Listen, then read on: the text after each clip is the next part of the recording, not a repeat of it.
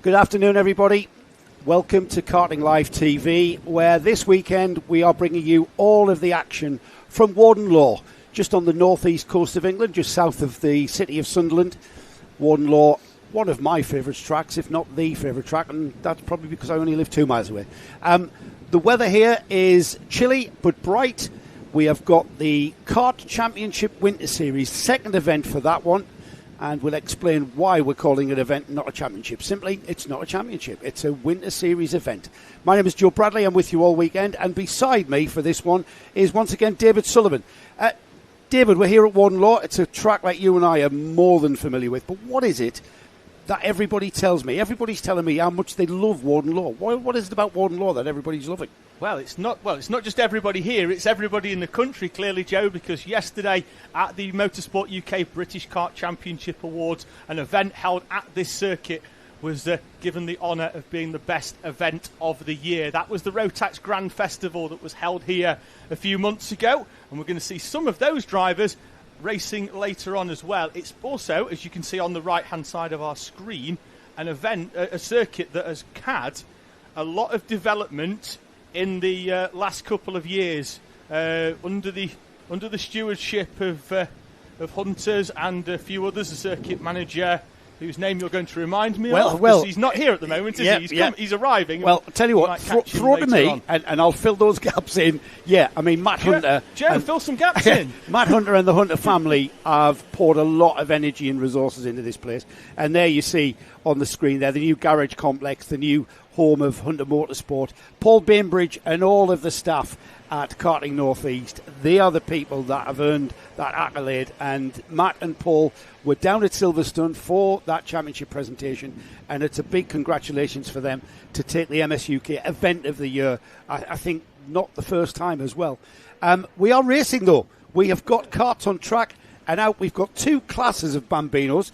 Right up my street, David. Multi-class racing this. We've got petrol engines and we've got electric engine Bambinos. And we've got two grids, two races in one with separate starts. That's not going to be hard for us to cover, is it? Not at all. The first race of the day has been won by one of the Bambino parents as they make their way down to meet their drivers on the grid. But as you say, Joe, it will be Comas going off first, followed by our electric motors in Mighty for the second start. Right, I'll quickly run down the grid. First, the petrol engine, Coma engines. Hendrix Fallat at 1 minute 10.32. Great time from him. Puts himself on the pole position for the C50s. Wraith Owens alongside. Second row is Jensen O'Connor and Calman Simon. Calman, remember, winner of the first winter event at Wilton Mill. Third row of the grid, Benjamin Shivar, spring champion here at Warden Law Car Club is Benjamin. He's fifth with Tommy Lovejoy alongside him on the third row. Fourth row is Lani Aidon, Oliver Bullock alongside. Fifth row is Isaac Young and Alfie Ward, and then we'll get into the electric ones. Yeah, it's Arthur Bowers who'll start on pole position. He's got Oliver Woodall for company. Row 2, Heath Smith and Jensen James Williams in front of Junior Wright and Freddie Dye. Then it's going to be Ethan Hume and Arthur Rhodes, Arthur Thompson and Ava Garrett. The grid completed in 21st place by Noah Brad. The Mighty Bambinos, one of the success stories, I think, of the car championship. And I know there's talk of an electric-powered cadet motor, etc. As we get the Comas away and into turn one for the first race of the weekend. We've got side-by-side action already, and that's a second row starter already up into second by Brian's Bend. Yeah, Jensen O'Connor with a great start from the inside of the second row. Slots in behind poleman Hendrix Fallat, who's got a new livery, not only on his kart, but also on his helmet, as he runs a Nigel Mansell-esque helmet and livery for this weekend. Great move down the inside at St John's from Benjamin Shivar from fifth on the grid there. Now Benjamin up into 30s. Being demoted down to fourth. Benjamin in the green helmet there. Fourth kart in that train. And as quickly as he made that third place move, he's back to fourth. Calvin Simon makes his way through. As in the background, we saw our Mighties getting themselves underway. We'll pick those up in a few moments' time. But it is Hendrix Fallat leading from Jensen O'Connor and then Calvin Simon. And O'Connor is going to go down the inside into the Gasworks hairpin, but then runs wide and back through comes Hendrix Fallat to retake the lead. I love these Bambinos, David. Doesn't matter what track they're on, they have the space to be able to make moves where you think there's no move available there for any of our other classes. These Bambinos really know how to race. Yeah, they benefit massively as well from the slipstream as they run up towards turn 1 here, and Jenson O'Connor is again down the inside of Hendrix Fallat, this time in a more advantageous place, and he will hold on to the lead this time as they run up towards this right-hand complex of the dogleg, which we'll talk about later on, Joe, because I want to introduce those new curbs to people that are unfamiliar with Warden Law or haven't been here for a year or so. Yeah, it certainly changed the feel of the track, and in fact, I'm pretty sure it has increased or decreased lap time. It's made the track even faster with a lot of runoff there. We get the usual Bambino train of 5 there: Fallat, O'Connor, Simon, Shivar, with Wraith Owen and Tommy Lovejoy just falling off the back of this train and struggling to get back on. We'll have an update on the Might Ease in a moment, but it's very hard to pull ourselves away from this C50 battle at the moment, Nick. Certainly is. The top 3 on a bit of a push away at the moment, actually, from Benjamin Shivar in that 4th place, who is being pushed along by Wraith Owen, but what he needs is something to happen, and something has happened, unfortunately. That's Hendrix Fallat round as they head up towards Paddock Bend. Yeah, that was just not enough real estate to fit 2 karts in, and Fallat there with the Nigel Mansell helmet just found himself squeezed there, and I'm not quite sure whether his front end was connected with there or whether or not the back end of the car gave up and caused him to spin.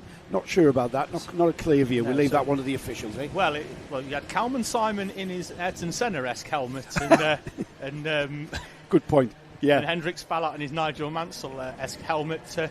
Potentially shades of Adelaide in 1992, the final race of the season, which neither of them finished, unfortunately, on that day.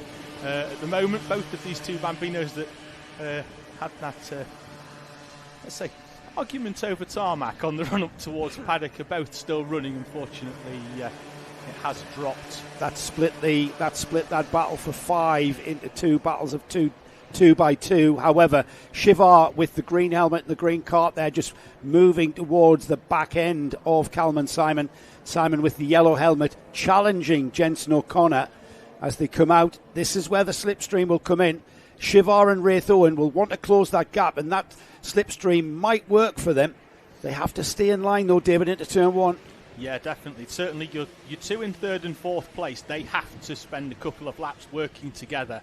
But similarly, at the moment, it looks like Kalman Simon is driving well beyond his years at the moment, because he is not challenging Jenson O'Connor. He's pushing O'Connor and trying to get away from Benjamin Shivar and Wraith Owen, because it's easier to battle between 2 of you for the win than battle between 4 of you for the win. I do remember Kalman Simon really kind of coming of age at Wilton Mill for the Car Championship Winter Series, where he took the win in the final, and it wasn't an easy win.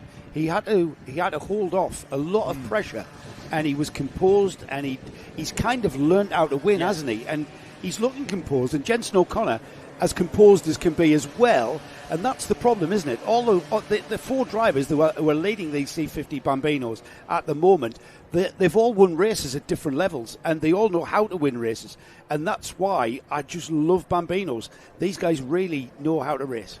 The top 2 battling now as Kalman Simon went slightly wide at the Gasworks hairpin that allowed Benjamin Shivar and Wraith Owen to close up, and I agree with what you were saying, Joe. I think Kalman Simon, and I hope people understand what I say here, he went from being a quick driver to a quick racing driver at Wilton Mill. He was always been quick, but sort of maybe lacked that little bit of race craft that I think he got at Wilton Mill, and I think that's made him that sort of step up to become a front runner now. I think you can use the term confidence. Oh, absolutely. I think he's proved something to himself.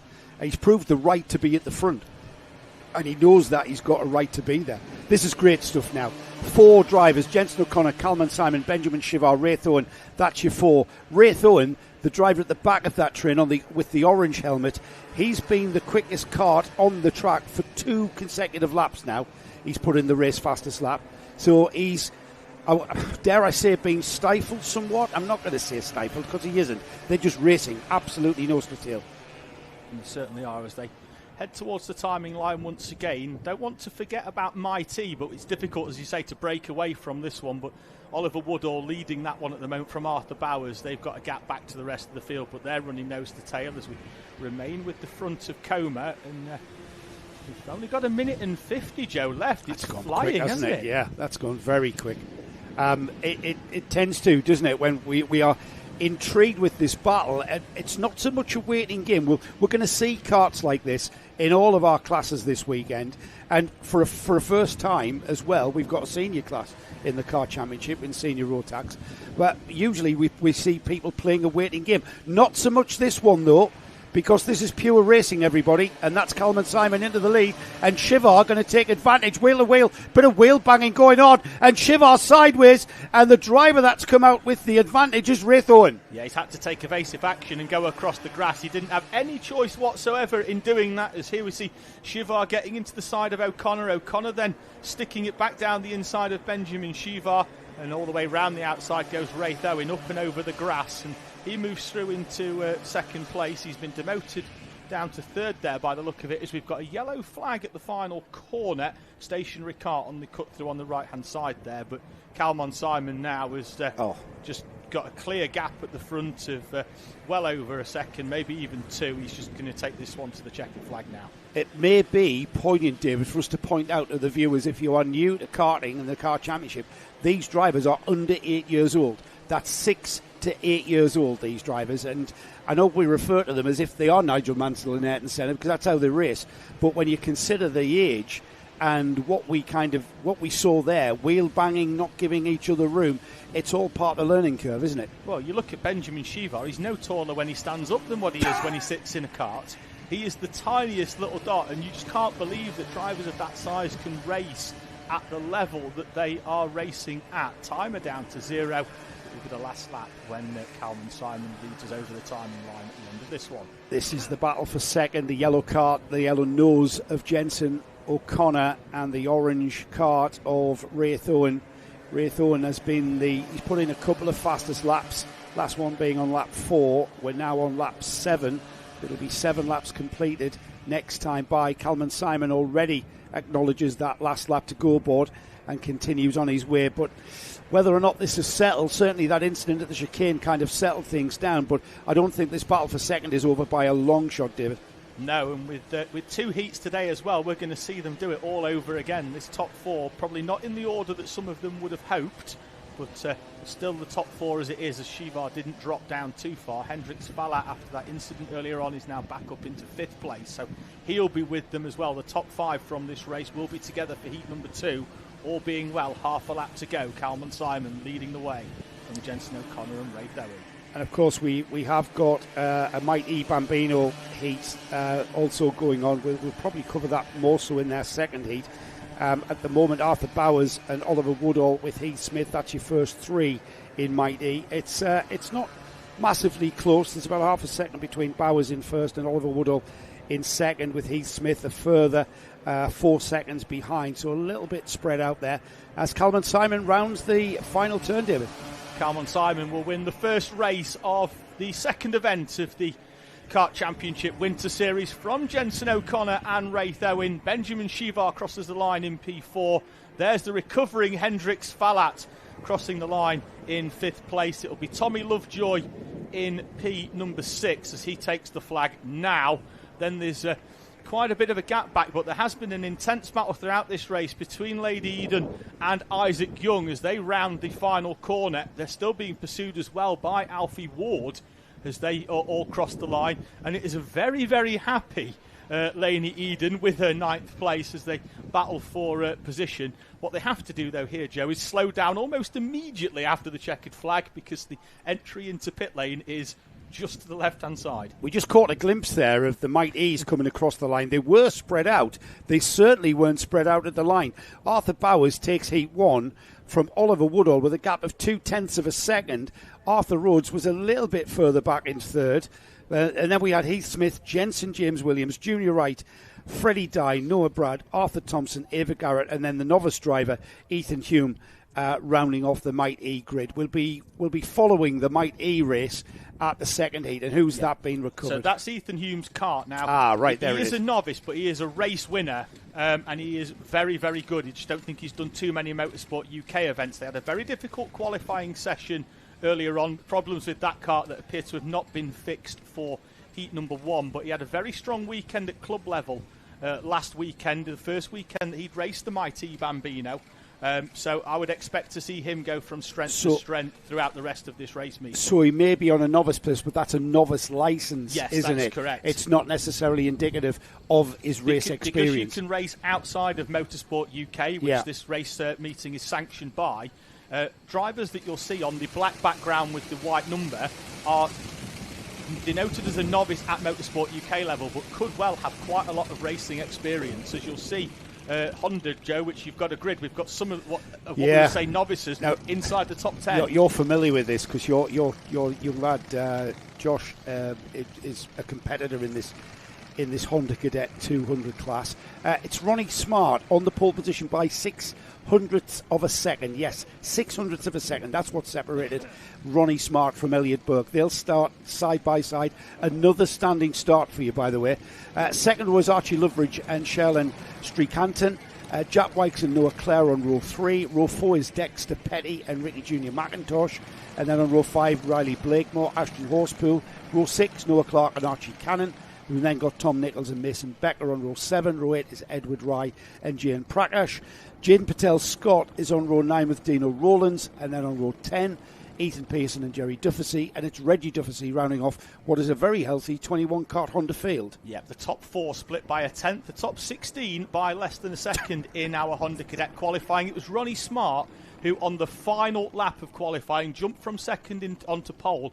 He was second with exactly the same time as Archie Loveridge, and was second by virtue that he'd set that time earlier than what Loveridge had, but then put a lap in right at the end to jump into pole position. Ronnie Smart, who finished in third place when this championships ran their main season here for Project One, and he will start off pole position, again representing the Project One mark. He's got Elliot Bourke alongside him, Archie Loveridge, who finished fourth in this championship last season, will go off the inside of the second row as our helpers, mechanics, make their way off the circuit.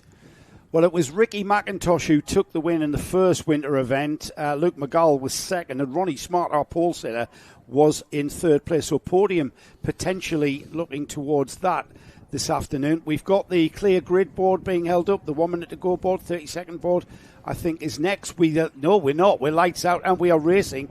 And it's not so much, yes it is, it's Ronnie Smart who, but it's kind of like he went for second gear there and it kicked in. Through turn 1 they go. Archie Loveridge moves from third up into second place as Elliot Bourke tried to get across and squeeze Ronnie Smart, but then by the time he got there he found Loveridge in the 73 into second place. They're being pursued by the 13 of Jack Wykes, who's moved up into fourth place on the opening lap. So trying to figure out, we had a incident further down the order. We had yellow flags out. That is no surprise. We came through turn 1, through Brian's Bend, 3 and potentially 4 wide by the time they got to the dogleg. It's nice and tidy at the front though, as Ronnie Smart leads into the Gasworks hairpin, and as ever we've got that train of cadets. Now, we talked about playing a waiting game in Bambinos. I'm not sure that's so much in Bambinos. However, Honda Cadet, it's all about a high-speed game of chess, as I clichéd. Over the timing line for the first time, then it's Smart from Loveridge, Elliot Bourke and Jack White. Superb opening lap from Riley Blakemore, 10th up into 5th place for Blakemore. McIntosh, Clare, Archie Cannon and Dexter Petty in front of Shaylan Shriekan, who complete your top 10. This is going to be that Honda train going through St John's now, the left-hander. Little bit of an off-camber corner there, catches people out. This is the first of the Sennas. It's a hairpin, we call that Senna 1. And then this not quite 180-degree hairpin, a sweeping hairpin that turns to the right. And then you've got that sweeping entry into the back chicane. Out of there, the back straight isn't straight at all. It's a curve to the right. And then into the braking area here for the Gasworks, which is a downhill sweeping hairpin now. You're very, very quickly there, then into this never-ending left-hander. First apex, second apex, into the third and final apex. Keep the car to the left to maximise your turn into that right-hander, the paddock turn, rounding off. And look at that indication. What do these drivers mean when you see them pointing, David? You're more familiar with that. What they're trying to say is, let's push on. If we go as a group of 5, we've got a really good opportunity of scoring some solid heat points here. And no pun intended, because we've got a driver called Smart leading the way, but some of these drivers, Archie Loveridge has raced at British level. He finished 4th in this championship last year. Elliot Bourke has raced at national level. Jack White has finished 8th in the British Championships. Riley Blakemore's raced at national level as well. They know how to manage a race. They work together to the final 2 laps, and then, I'll be honest with you, all hell will break loose. Well, yes, let's work together until the final lap. So are there conversations that take place in the paddock before these drivers go racing? I'm not sure there is. They've all raced each other at some point. They're all very respectful, and what you can see here is this train of 5 is pulling away from event 1 winner Ricky McIntosh, who was superb at Wilton Mill, but they are gapping Ricky McIntosh as a train of 5 because they're not battling, and if they go to the final 2 minutes and then squabble, they'll have so much gap that McIntosh won't get back in it. If they start squabbling now, McIntosh will be right on the back of them within a matter of corners. And McIntosh just off the screen there in that 6th place. He'll be doing all he can to keep on terms with this train of 5 karts now. Smart, Loveridge, Bourke, Wykes and Blakemore into the chicane. And if anything, the first 2 beginning to edge away. They are, but there's only a kart gap there, and that disappears as we've got a challenge for 3rd. We said they were going to play a waiting game. I think the wait is over at half distance. It has, but look what it's done. It's allowed the leading duo. Watch the overtake into the corner here from Jack White, down the inside of Elliot Bourke. Look how close they are to Archie Loveridge, and now look how close they are to Archie Loveridge. It's 2 or 3 kart lengths. That one overtake has fragmented the top 5, at least for the next lap or so.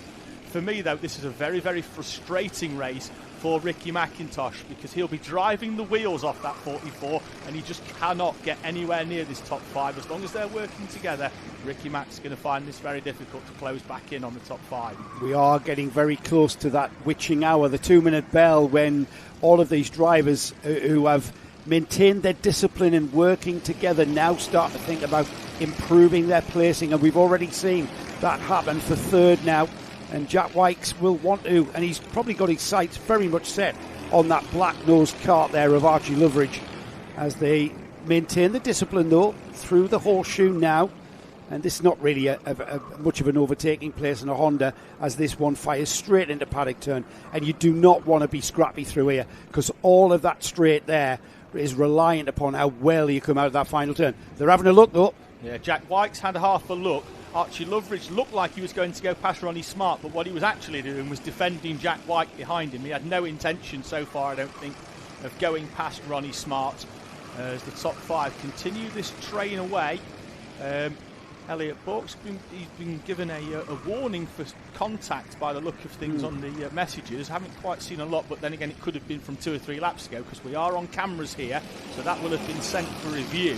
So well, it's Dan Ashton, our official here, who seems to be very much omnipresent wherever these drivers find themselves on the track. Dan Ashton's eyes, and of course David Manchester, 2 very experienced officials here who will be officiating and making decisions as to whether or not they feel that the tactics are fair or indeed illegal. So we always like to leave that sort of aspect to them, don't we? We do. Ding, ding, ding. There's your 2-minute bell. And I would expect this Honda race to pick up business around about now as Jack White tries a nose down the inside of Archie Loveridge. Loveridge slams the door shut and then bolts it behind him as well to hold on to 2nd place. And if anything, David, Ronnie Smart seems to have kind of taken that 2-minute bell, metaphorical bell. David and I are actually hearing bells in our head. There's the move for 2nd as Jack Wykes, he's been promising, hasn't he? And Archie Loveridge, I think Archie got helped into that oversteer slide into the 2nd centres,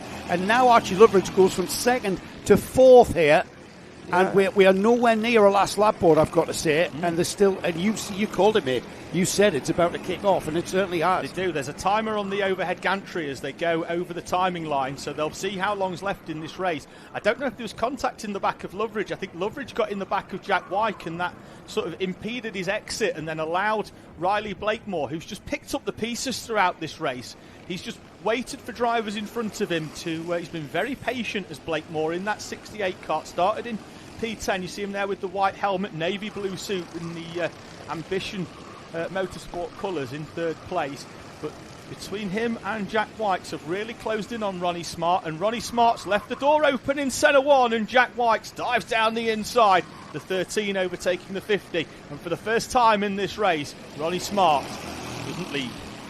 Incredible how these drivers can wait to pounce, and their textbook stuff down the inside on the brakes, just as they went on the brakes there. The last of the late breakers, Jack Wykes on the number 13. He waited and then made that move down, but it's all kicking off now. We've got 3 and 4 wide. Oh, Karts Blakemore! Over and into the barrier. Who was that's gone off there? Riley Blakemore up onto the back From of Ronnie third. Smart. From third place here. Yeah, and just Elliot- got too crowded, didn't it? It did, and Elliot Bourke takes advantage, 5th up into 2nd place, but Blakemore with a heavy hit into the tyre wall. That's going to see yellow flags out at post 4 as well as halfway around the horseshoe, because the tyre wall is being repaired. Lap and a half to go, but no overtaking into the corner that put Jack Wykes into the lead this time on the previous lap. He's not going to have to defend, which Ronnie Smart didn't. I don't think Smart thought that Jack Wykes was going to go for the overtake quite so early. Left the door open, was very inviting, and Wykes moved through, and now Elliot Bourke, who started on the front row, dropped down into 5th place. Here we go. Going for the lead. Here we go, but no, number 13 all the way around the outside. You're able to do that there at the Gasworks because it's a very, very fast. It's a hairpin, but it's a very fast hairpin. And the number 13 there, Jack Wykes, the leader, hung on to that lead and kind of just held the door shut for him, didn't he? Forced the door shut. Here we go, though. Last lap. It's now into turn 1 for the final time. And it's down to this lap, David, and how these drivers sort themselves out. Yeah, smart driving from Jack Wykes at Gasworks. Saw the move coming from Elliot Bourke, decided not to squeeze him, just took the high line all the way around the outside. But Wykes and Bourke have moved away from Archie Loveridge. Loveridge needs these two to scrap and defend the door half open. There's contact between Elliot Bourke and Jack Wykes. Bourke is through, Wykes down into 3rd place. Plenty for the on-track clerks to think about. I have a feeling, David, that this result of this first heat for Honda Cadet 200s are going to be very, very provisional. We're going to call it as it finishes on the road, but I can assure you there is going to be intervention from the race officials here as to what that result actually ends up being. There's been a lot of action. These drivers race very closely, and as they come out of the final turn for the last time, it'll be their first checkered flag of the day. And they cross the line now. It's Elliot Bourke who finishes 1st, Archie Loveridge 2nd, Jack Wykes 3rd, Ronnie Smart 4th. Then we have Archie Cannon, Ricky McIntosh finished 6th, Shaylin Steekanton finished 7th, Noah Clare 8th, 9th was Ashton Horsepool, and rounding off your top 10 was Noah Clark.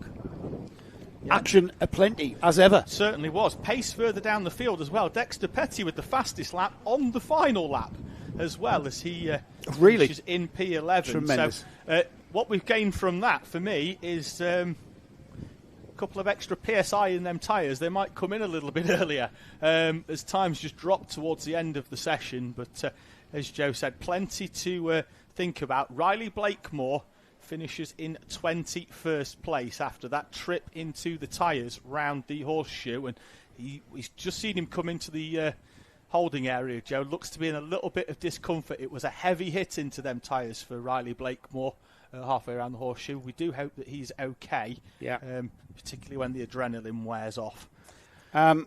Good day from Adelaide, from Gaz Bury, who's watching in from, he's been to an Australian supercar race this afternoon down there in Down Under. And hello to Zach and Toby Turner. Good afternoon, guys. Good afternoon, Zach and Toby. Toby, you would have enjoyed that grid there, wouldn't you? He would have done. Toby Turner, I'm picking up his 3rd place Warden Law Championship trophy for Toby Turner. Are you really? So yeah, there you go. I'm going to stand on the podium and pretend to be Toby. Pretend to be Toby. They're not here today, so I'm going to pick up Toby's championship trophy for him. Gridding up, ready to go out, Joe. This is something that we do need to talk about. We've got what appears to be junior Rotax, but not all the junior Rotaxes. No, we've got so many junior Rotax that we've had to split them into 3 groups, A, B and C. At the moment, we have got groups A and B. I'm not sure how they've split them. I don't think it's got anything to do with performance. It's just been a random draw, I think. Interestingly, though, pole position, first in the in qualifying 2 with a 50.2, Daniel Minto. Now, Daniel, is it his first junior Rotax race or his second? Either way, he's a driver with a lot of local knowledge, and he's put that. He's got a lot of local knowledge use. on Micromax and Intermax, but yes, he's got local knowledge on a junior. But in fact, great effort from Daniel. Yeah. He's here with the local team, Hunter Motorsport. He's put it on pole position, and that's great news for him. Lewis Sumner, 50.30, exactly 1/10 of a second slower. He's alongside. Third row of the grid is Charlie Wolfett and Alex Goodson. Alex with the Origin Motorsport team. He's in third, and this is definitely Alex's first ever junior Rotax race. So he'll start that on the second row. Third row is Finley Buck and Harry Freeman.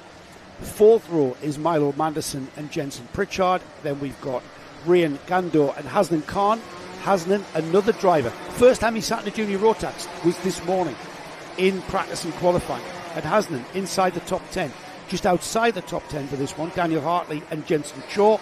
Daniel, of course, our junior Primo champion. Owen Wallace and Lloyd Palmer on row 7. Alfred McBain and Scott McDowell on row 8. Then we've got Jack Robinson, Oliver Fabricus, Amy Peacock, Maya Simpson, Oliver Liversedge, Elliot Surtees and Bella McConville, Lewis Holt, Daniel Callahan, Finley Smith, Andrew Dixon, Kieran Stewart and Harris Ali, Matt Scott, JJ Plowman, and Emma Leckie and Braden Donoghue. Now, JJ Plowman, he's another driver, his first race, I think, or first race weekend into junior Rotax. He's had a couple of goes in one, but I think this is his first sort of race at national level. We're rolling round. We've had a false start, so we're going to roll round, which will give us an opportunity to talk about a few drivers and qualifying, for example. So what I was going to say is pole position overall is leading is Group A. Second place was Group B. Third place is Group C, and then fourth, fifth, sixth are A, B, C, and so on. So that's how your groups have been split. Later on, we'll have B versus C and C versus A. Yeah.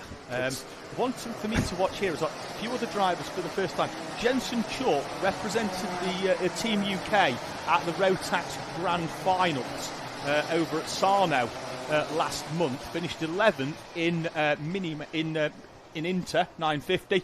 He is up into juniors as well, so a driver with a lot of pedigree going off the outside of row number 6. Yeah, good point. There's quite a few debutants, and it's a good point you made there at national level, because a lot of these drivers have gone off and done club events in the last couple of months when they've become old enough to then go and make that transition into the older class junior Rotax. This is for a class that's open to 12 to 16-year-olds. Junior Primo is a little bit more stifled, but more of Junior Primo. This is all about Junior Rotax right now, and we get racing going underway there. And Minto, familiar sight for Daniel Minto to lead, but he goes wide, and he's down to what looks like 5th place already. And I think we've got a couple of stragglers there, but the leader is the number 295, and that's Charlie Wolfett, who's just made a massive advantage there of all that kerfuffle that went on at turn 1. Yeah, Charlie Wolfett whips the shoehorn out at the first corner and goes down the inside. Hasnan Khan was a driver that was off at the first corner, Joe, so you spoke about him fondly. The commentators cursed striking early. That's his first junior start. Yeah, it's difficult. Well, we're going to see it particularly in Intermax later on. Some of our drivers that have moved up from Hondas will be doing their first ever rolling start, or at least their first rolling start in a while, so it's going to be very difficult for them just to get to grips as they head up towards the timing line for the first time. It will be Charlie Wolfett leading us through from Finley Buck and Harry Freeman. Daniel Minto down into 4th off pole position. Lloyd Palmer, Alex Goodson, Milo Manderson, who went well at Wilton Mill, Jensen Pritchard, Lewis Sumner and Ryan Gandar. Leader Charlie Wolfett kind of commanding that lead there. Looks over his left shoulder. There's no one quite there yet. Finley Buck and Harry Freeman coming together on track there. Finley Buck with the, looks like that's an Ultimate R livery. And he is trying to pull in Charlie Wolfett. Still plenty of time, 6.5 minutes. The heats are 8 minutes and 1 lap. I'm sure you've gathered that with the timing bar on the right-hand side of the screen. But second and third there. And if anything, Harry Freeman playing a bit of a waiting game. I think he's not going to make any kind of inroads. But, however, here they come behind him. Daniel Minto, Lloyd Palmer, Alex Goodson, former teammates, these three. And Milo Anderson and Jensen Pritchard with Lewis Sumner and Ryan Gander, not that far behind. But those 3 carts there, David, are very soon going to be joined by those 4, I think. Yeah, they're going to be reeled in. Daniel Minto, the lead of the second train, would now have his head down, the bit between his teeth and the fire in his eyes after the first corner to reel back in this top three. Just off the back of that, I just want to keep an eye out. I'll keep an eye out on timing. Maya Simpson's had a solid opening 2 laps and will be looking to try and make an inroad after what she will feel would be a disappointing qualifying for her. She's already up to P12, having qualified outside the top 15. Well, she started 20th and she's now up to 12, so it's a solid opening few laps for Simpson. That is a good start. Here we go though, as we thought. The leading 3 karts now becoming the leading 4 karts. They're not that far away. Minto putting a little bit of a gap to his Under Motorsport teammate Lloyd Palmer, and then behind Palmer is the Origin Motorsport of Alex Goodson. But I think these 3 at the front there, Finley Buck in second, Harry Freeman on the black and blue kart there. If anything, Harry Freeman gives me the kind of feeling that he's just waiting for a moment there. He's maybe being stifled a little bit. I don't know. No, suddenly I get the feeling that he feels that Buck's probably got enough pace at this moment in time not to lose sight of Charlie Wolfett. And I think Lloyd Palmer, Alex Goodson, Milo Manderson in 7th place off the back of the train, who was on the podium at Wilton Mill in 3rd. They're going to be pleased to see that it's Daniel Minto, because I think if Minto can draw up onto the back of Harry Freeman, I don't think Minto's the type of driver to be patient. No, he wasn't a patient driver in Micromax.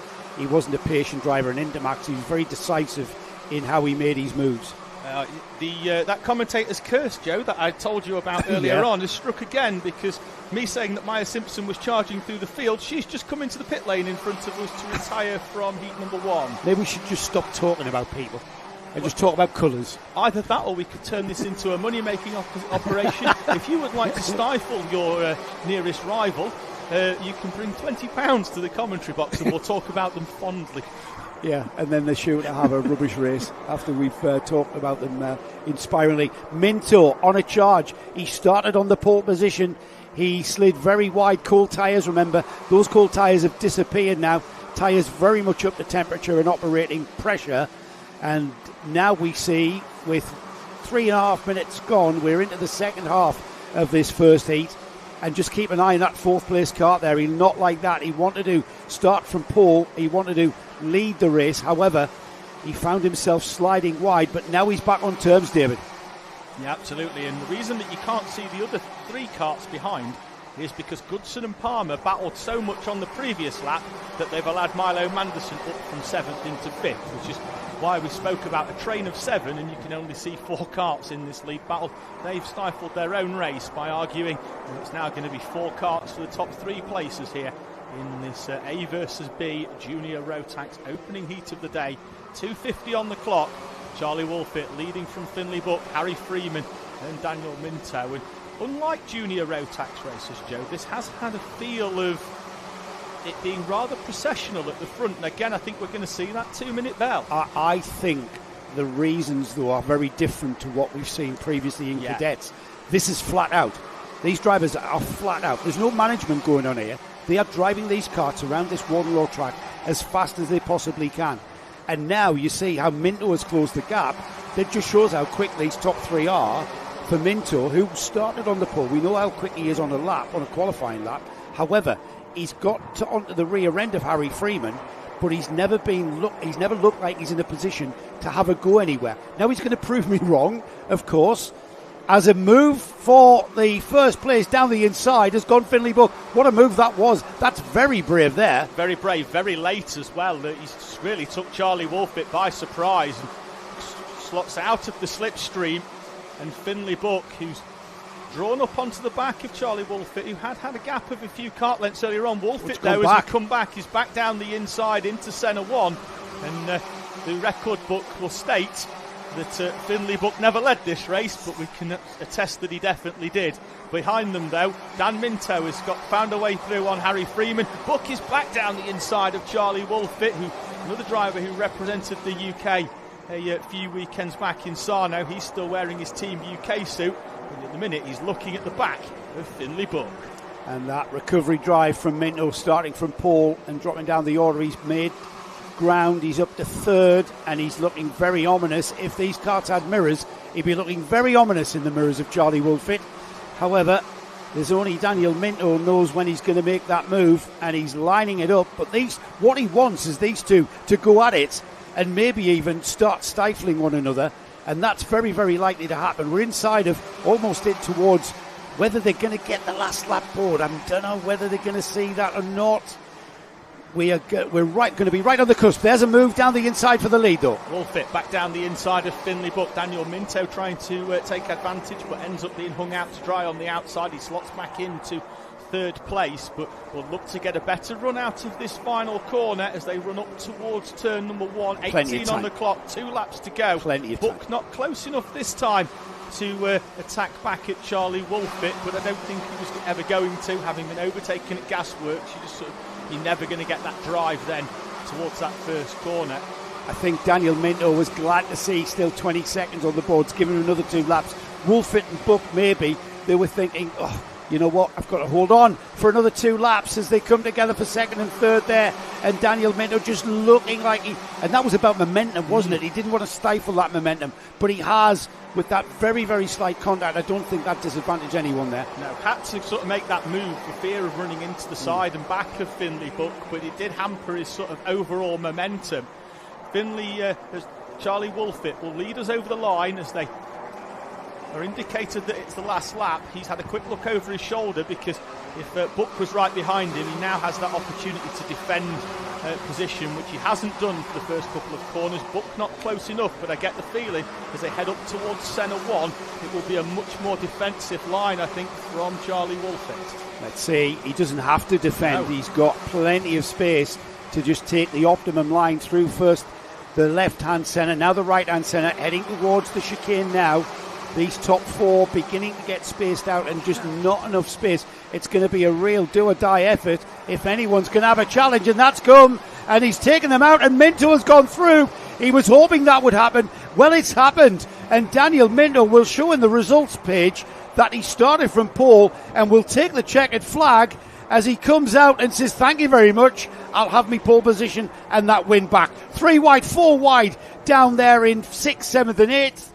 And I'll just catch my breath and then give you a rundown of the top 10. But dramatic finish there, David. It was. Finley Buck, as you said, do-or-die move. He's come from about a day and a half back to dive down the inside of Charlie Wolfit. And Daniel Minto, if he could have took his hands off the wheel, he'd have rubbed them together as he slides through from third place to win the opening junior Rotax race here at Warden Law. Here's your top 10. Daniel Minto taking that win, then Harry Freeman inheriting the second place right behind him. Charlie Wolfit was third. Milo Manderson up to fourth. Finley Buck ended up in fifth after all. Jensen Pritchard, Lewis Sumner, Alex Goodson. Ninth was Lloyd Palmer. Then rounding off the top 10 was Ryan Chandor.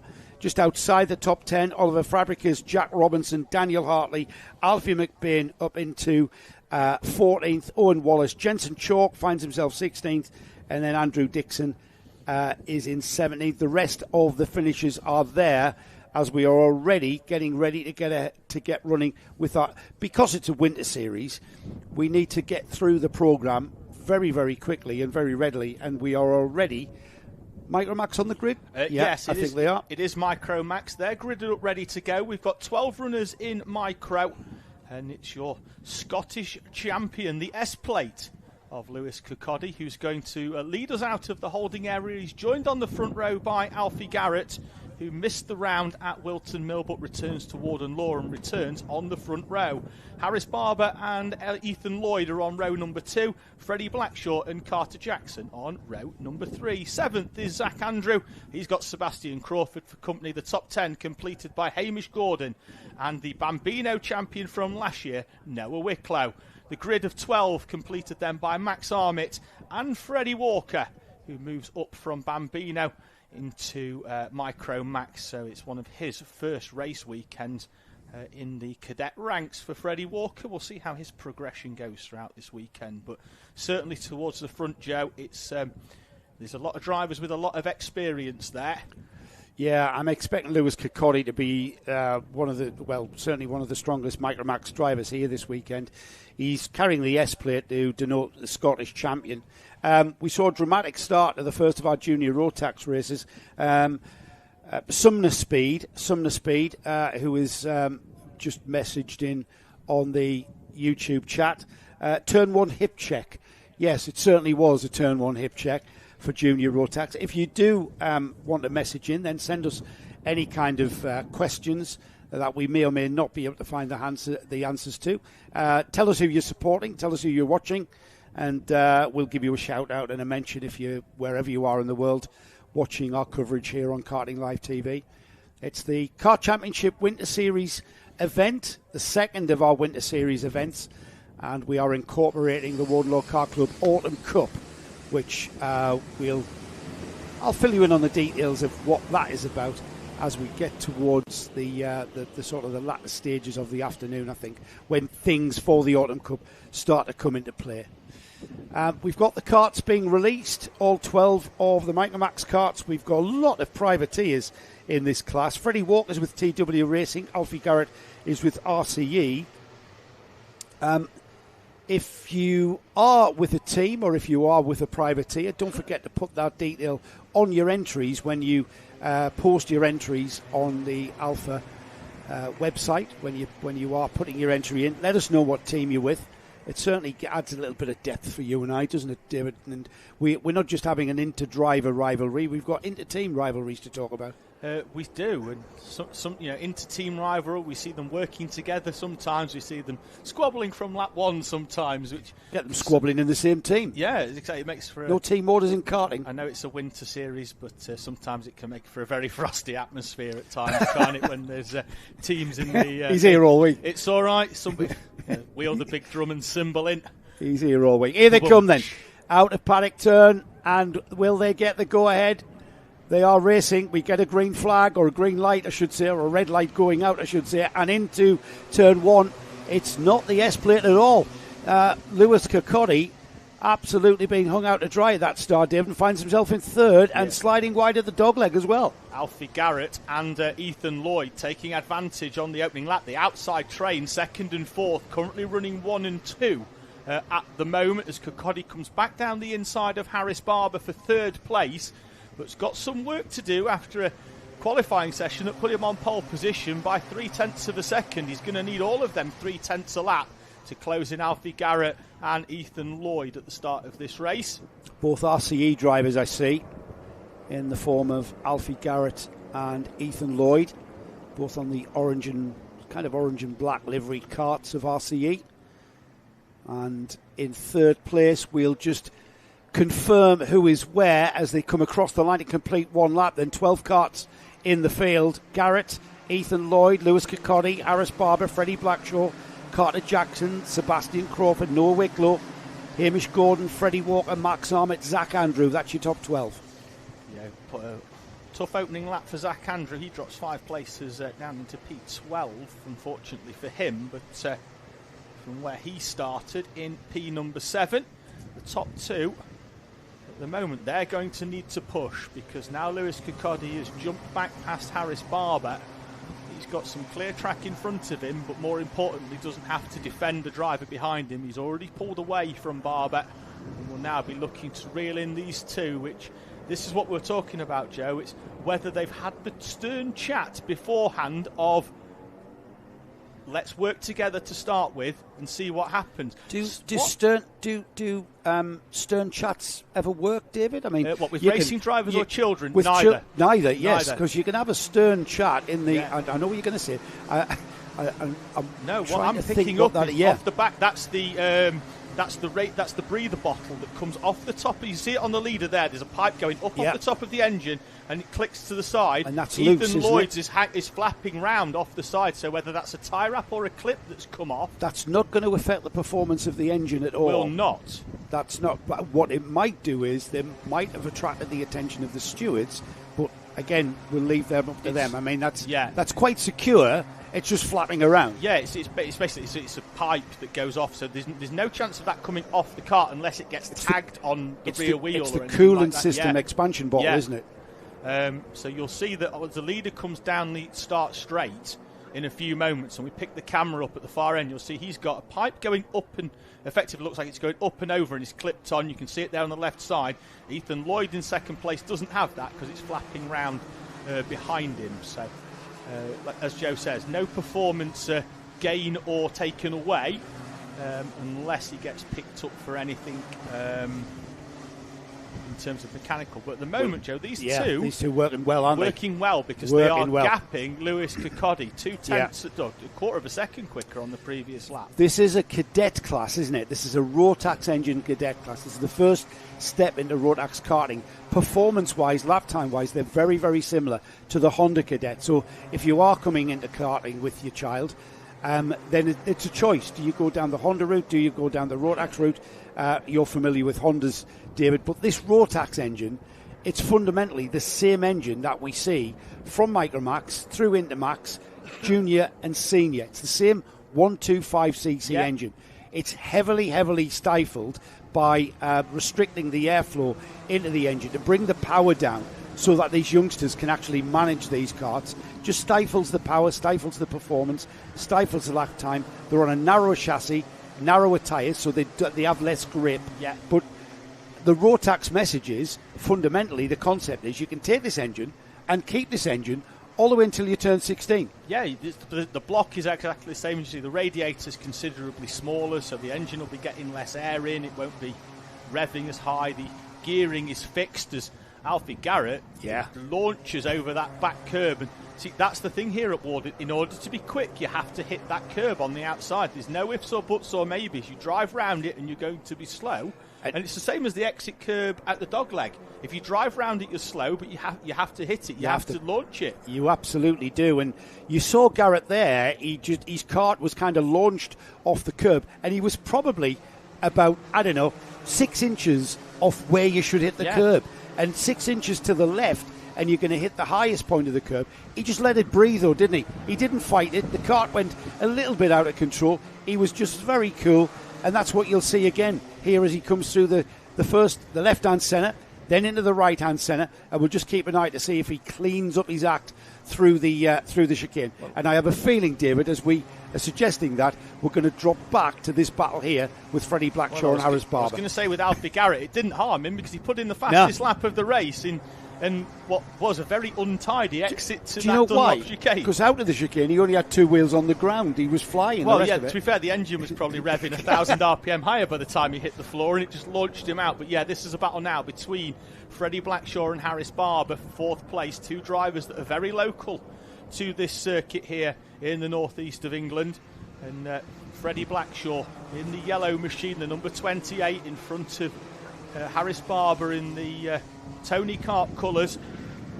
And Freddie Blackshaw ran by his dad, Will. They're with ST Racing. I think ST support them in what they do. Will Blackshaw, of course, Will's very, very well known in northeast karting here. He raced when he was a kid and raced through the senior class. There's a lot that Will Blackshaw has forgot more than I know about karting. And here, it's great to see Freddie. He's transitioned from Bambinos. He's been racing here a couple of years in Bambinos, and here he is in Micromax, and clearly enjoying the thrill of the Micromax class. Yeah, he's one of those drivers that it's taken him a while to sort of get to the front as Freddie Blackshaw. He was very competent in Bambino, but it's taken him a while, I think, just to get used to the micro. This is now going to be the end of his sort of first full assault at Micromax, and he's just sort of starting to grow into it now and racing with Harris Barber, who, on the other hand, came straight out of Iami Bambino and goes straight down the inside of Freddie Blackshaw, his left-hander. But he came out of Bambino and was bang straight on it. He took no transition time as he makes his way back up into 4th place. Yeah, up into 4th. Let's see if Freddie Blackshaw can respond to that. They are towards 30 seconds. They'll get another couple of laps out of this one. I think the leader's already into the horseshoe, as into the gasworks hairpin. Harris Barber on the Tony kart hangs that kart, just using all of the track there. And Freddie Blackshaw, if he is going to have to get past him, he's going to have to drive around the outside, I think, as Harris Barber maximises his exit onto the start-finish straight. Blackshaw looking down the inside into turn 1. Is he going to make it happen? No, because it's very fast.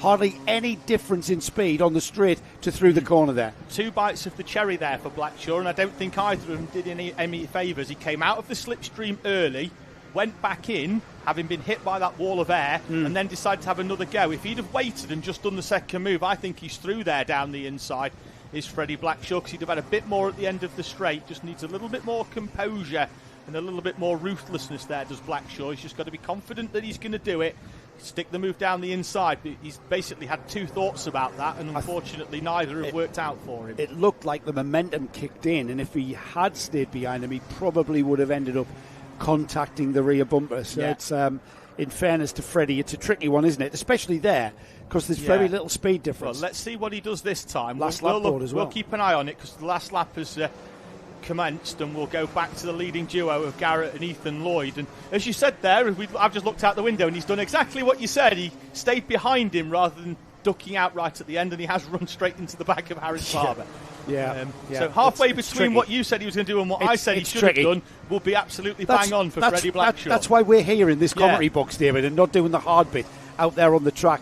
The hard bit is being completed by Alfie Garrett, who's keeping his teammate, his RCE teammate behind him, Ethan Lloyd, on the 66, following Alfie Garrett round. Certainly these two have been in each other's wheel tracks pretty much from the very outset. Into the gasworks for the final time. They'll be getting through the dogleg now, not the dogleg, the horseshoe, which is this never-ending left-hander here, and then firing into the final turn there. It's going to be checkered flag for these two, David. Alfie Garrett leads us out of the final corner, takes the checkered flag, and victory in the opening heat for Micromax from Ethan Lloyd, who closed back in on his teammate towards the end of that race. Lewis Kirkcaldy, who went off pole position, finishes in P3. Harris Barber and Freddie Blackshaw, their race-long battle, finishes with the 12 in front of the 28. Hamish Gordon moves up from the final row of the from 9th place on the grid to finish in P6 in front of Sebastian Crawford, Noah Wicklow and Carter Jackson, Max Armitt, Freddie Walker and Zach Andrew. It is staying with the Rotax classes. This one's the Intermax class. How do I start explaining where Intermax fits in? So Intermax is the step up from the karts we've just seen. Micromax, a little bit less air restriction, so a little bit more power coming from the motor. They're pretty much on exactly the same chassis and tyres, so grip levels are the same as a Micromax, but you've got more power. So you're going into the corners a little bit quicker. So the karts will slide around a bit, and it will give the drivers a little bit more of a feel for a faster kart before they become old enough to get into Junior Primo. Exactly. Chassis is exactly the same. Tyres, even the radiator size is exactly the same. There's just less restriction to them. The drivers are a little bit older, so they'll have a little bit more experience. And certainly experience and local track knowledge was the name of the game in qualifying, Joe. As Max Jolly for Hunter Motorsport, the team based right outside our window, or at least they will be in a few months' time when that building gets finished. They're currently down at the other end of this complex here at Karting North East Warden Law, but they'll be moving into this fantastic building on the outside of the first corner. Max Jolly, David, you mentioned Max Jolly. Max Jolly has he's had a lot of success here. He's had a lot of success as well on the national level with the British Championships, UKC. He's been a front runner. He's always in the top 5. I'm not going to hex him by saying he's going to be the car to beat. We said that the last time, and the Kirkcaldy it was on the S plate, where ended up coming third from the first turn. So we'll. Well, before you start, Joe, I just want to point out here, not even a tenth. That's half a tenth between the top 3. Amazing, isn't it? That's brilliant. Unreal. Let's have a look at it. Max Jolly, 53.16. Leo Livings, he's on the LCR kart, the number 165 alongside, 53.19. Ryan White, who you'll see we have a chat to in our paddock show at the lunchtime. Ryan White, transitioning from Honda Cadets. A very successful period of time for Honda Cadets. British champion in the Honda Cadets. We talked to Ryan about the transition into the faster Intermax class. Ryan on a 53.21. Oliver Barton, 53.42s alongside in 4th. Then we've got Oscar Roach on a 53.51. 53.52, Jackson Hilton. 53.68 is Soren Gallagher. Then we've got Thomas Jackson on a 53.76. Now he's carrying the A plate. Yes, I will let you know what that is when you finish your grid. Okay. Fifth row of the grid, Lewis Stewart and Logan Stanley Jones. Sixth row, Blair Smith and Hugo McCluskey. With on row 7, Ella Dixon and Eli Rideout. And then rounding off a 16 Kart field, Hakeem Batt and Adam Batt. So, the A plate, which is being run by Thomas Jackson, it's a plate that he's won twice. Once in Honda, before he moved up and was unable to run it, and has won it in Intermax as well. It is the Association of Scottish Kart Club Champion. Now, we've got S plate for Scottish Champion. That's a one-off event that's held at Lark Hall, and the winner gets the S plate. The A plate, the Association of Scottish Kart Club Champions, is an event that's held over 4 different tracks, and is basically the champion across those 4 tracks, points accumulated, and Thomas Jackson will run the A plate, and he goes off the number 8. Excellent stuff. We've released the karts out there now.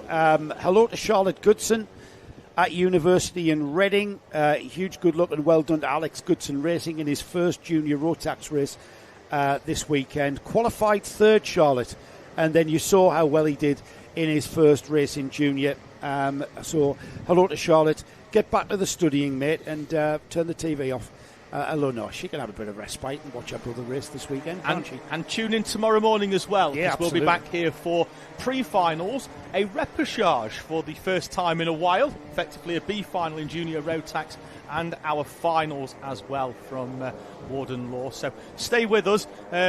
Give us a subscribe, press the bell notification as well, because that way you'll get a notification when we go live tomorrow morning. You won't miss any of the action here from Karting Northeast. Like an alarm bell, sort of. Yes. Yes. Yeah. Like, subscribe. Give us a There's a thumbs up. Give us a thumbs up. We like thumbs ups. Here we go then. The Intermax class are coming out the final turn. We've got a few stragglers, so I suspect they may get another turn around, or have we set them off? I think we have. And it's Max Jolly who goes into turn 1. We've got a false start. Yeah, false start. Good spot, Dylan. Yeah, you were right. There was I got excited. The field did fragment towards the back, as we've got a driver off with a spin on the first couple of corners. We'll clock a number when they come round. They should be able to retake their position, hopefully. Cards have been shown, though. Did you see Ryan White move onto the tail end of Max Jolly there? Yes. Cards have been shown there on that false start, because the drivers went off at the full start. They may not have even seen the lights go out. They're focusing on that first turn. The first time they see the false start light is through turn 1 and Marshall's Post 6. Yeah. And that's through Brian's Bend. That's when they realise, we're not racing at all. We have to back off. Yep, so they'll slow in. Ryan White, who won the Motorsport UK British Kart Championship in Honda in 2023, was the Honda Cadet champion in the Kart Championship here in Honda Cadet in 2024. He's moved into Intermax. He goes off the inside of the second row. Here we go then into the tram lines once again, and this time we are racing. Start. That's a great start, and into turn 1, snapped across and slammed the door in Max Jolly's face. Ryan White trying to go around the outside of Max Jolly. And who's that? Is that the Ambition? It's Leo Synergy? Leo Livings. Who's he with? Is that a Synergy card or an Ambition card? Synergy normally for Leo Livings, but I think he's with a... is he running with LLC or a team this weekend? But Leo Livings with a great start, as Max Jolly then was defending. Ryan White was already sort of third on the inside train. So he'd already fallen behind, because Leo Livings had come across on the inside and closed the door. Good opening, good start by Oliver Barton, but he's then now fallen back slightly. And that looks like that Oscar Roach in 4th place. I think it could be now. Clock it when they come over the timing line. Livings, a driver that's come through Honda Cadet as well, I believe. No, he was Micromax, was Leo Livings. Was he? Right, that's where I'm getting mixed up. That was a cracking start from Livings there on the bright yellow and blue kart. And there's that kart there of Max Jolly. He's with Thunder Motorsport here, the local team, and with Ryan White right with him through the dogleg, using all of that curb as we've discussed on the exit of the dogleg. Now then, the tyres will just beginning to come on now into lap 2 here. They'll not be quite where they want them to be. That happens about sort of 2.5 laps in. So the driver's still struggling with perhaps the kart's not turning in like they want, perhaps being aware of the rear end just giving up a little bit more and sliding towards the exit of the corners. But this is where the tyres begin to come in, and I think pretty much this is where we see Max Jolly and Ryan White going with him and just moving and edging onto that rear bumper of Leo Livings as they come out of the final turn It'll be 2 laps completed this time. And there they are. Look at that. They're coming together there. The gap now just under 0.4 of a second there between first and second. And very soon, David, we're not going to need that stopwatch at all. We won't. At the moment, Ryan White content to push Max Jolly along. I think he knows that Jolly is more than quick enough to keep pace with Leo Livings, the final winner from the first event of the Kart Championship Winter Series at Wilton Mill, his home circuit for Leo Livings. Now he's at the home of Max Jolly, who's down into second place, but set the fastest lap of the race on the previous lap. It was only a fraction quicker, though, than the leader. It's going to be a few laps, I think, Joe, before he can really challenge Leo Livings. Livings has just got to get his head down, really, now. Yeah, I think, actually, it's a big ask, isn't it? Leo Livings absolutely on a charge. However, fastest kart last time by, Max Jolly. Same time this one as well. Another fastest lap. The gap's gone down by, would you believe, only 1/100th of a second. That's all that's in it. Identical times between Max Jolly and Ryan White as well. Brilliant. 53.38 to 53.39 for Livings. These 3 drivers are as evenly matched. If you could clone drivers, that is pretty much what you'd be doing with these 3. The data on that lap there would have been absolutely identical, I think, from these 3 drivers. And now they are together. Yeah. Now they are picking up the airflow from one another. And now we'll see perhaps a game of patience coming into play, will it? Or will Max Jolly just want to get on to that rear bumper of Leo Livings and make that decisive move? Because I think Max Jolly was sat there at the start, David, thinking, the cheeky beggar, he's just come across on me and slammed the door in my face. And you know what? That's what the rules allow. Yeah. And it was a great start from Livings, but now he's got his attention is behind him because Max Jolly is coming. Max Jolly is so quick round Paddock Bend, the final corner. He's took 2 or 3 kart lengths out of Leo Livings. Don't think he's going to be close enough up to Senna 1. No, he's not. But Livings turns in a kart length earlier, maybe just in order to ward off Max Jolly making the move down the inside there. But that's going to hamper his exit. And again, I think Jolly's going to be super strong through this second into the third sector of the track up towards the Gasworks hairpin. Expect him to be quick out of Paddock Bend. I think there could be a move coming into the first corner here. That's my prediction. OK, David, let's see if Max Jolly's listening. Out onto the straight then, into the slipstream, and just look at the airflow, sucking that nose cone up of Max Jolly. And there, called it very well indeed to David Sullivan. He saw that coming, and now we've got the pole man back into the lead of this race. Just look at the way the fairing there, the nose cone starts bouncing, and that was down to the airflow, just sucking that and pushing that, just sucking the nose cone up, if anything, and reducing the drag on that kart. Cracking indication of the aerodynamics actually working on these karts. Yeah, superb move from Max Jolly. It turns out that it wasn't a prediction, it was a spoiler. As Max Jolly comes out of the slipstream, through down the inside of Leo Livings. But now these two, I think we're going to have a lap or 2 of pushing away here. Now, I think Leo Livings could be boxing quite smart. We'll see how he goes, as he does indeed pick up a warning. Oh, it's not. It's a jump start for Leo Livings. Ah, right. That explains it. Jump start for Leo Livings. He's got a +5. So, if anything, Jolly can just let Livings go by and just stay on his tail, and he will take the heat wins. So, Leo Livings there, we saw him go ahead of Max Jolly and slam the door. That's because it's been deemed that he jumped the start. So a 5-second penalty for that second place Synergy kart there, out at the back chicane.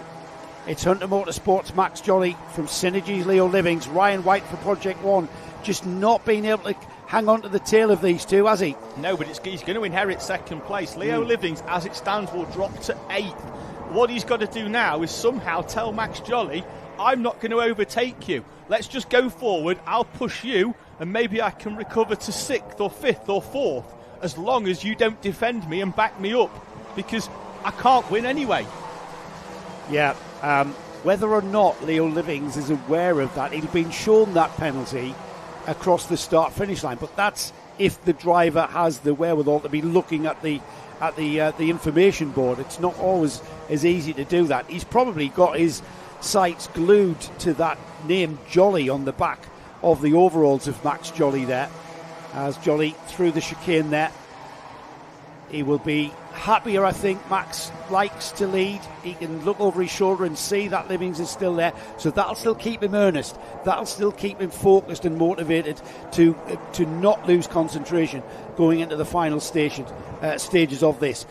50 seconds or so on the board as we go through. And that was 51 seconds. So it will be the last lap, but by literally 2 seconds next time by.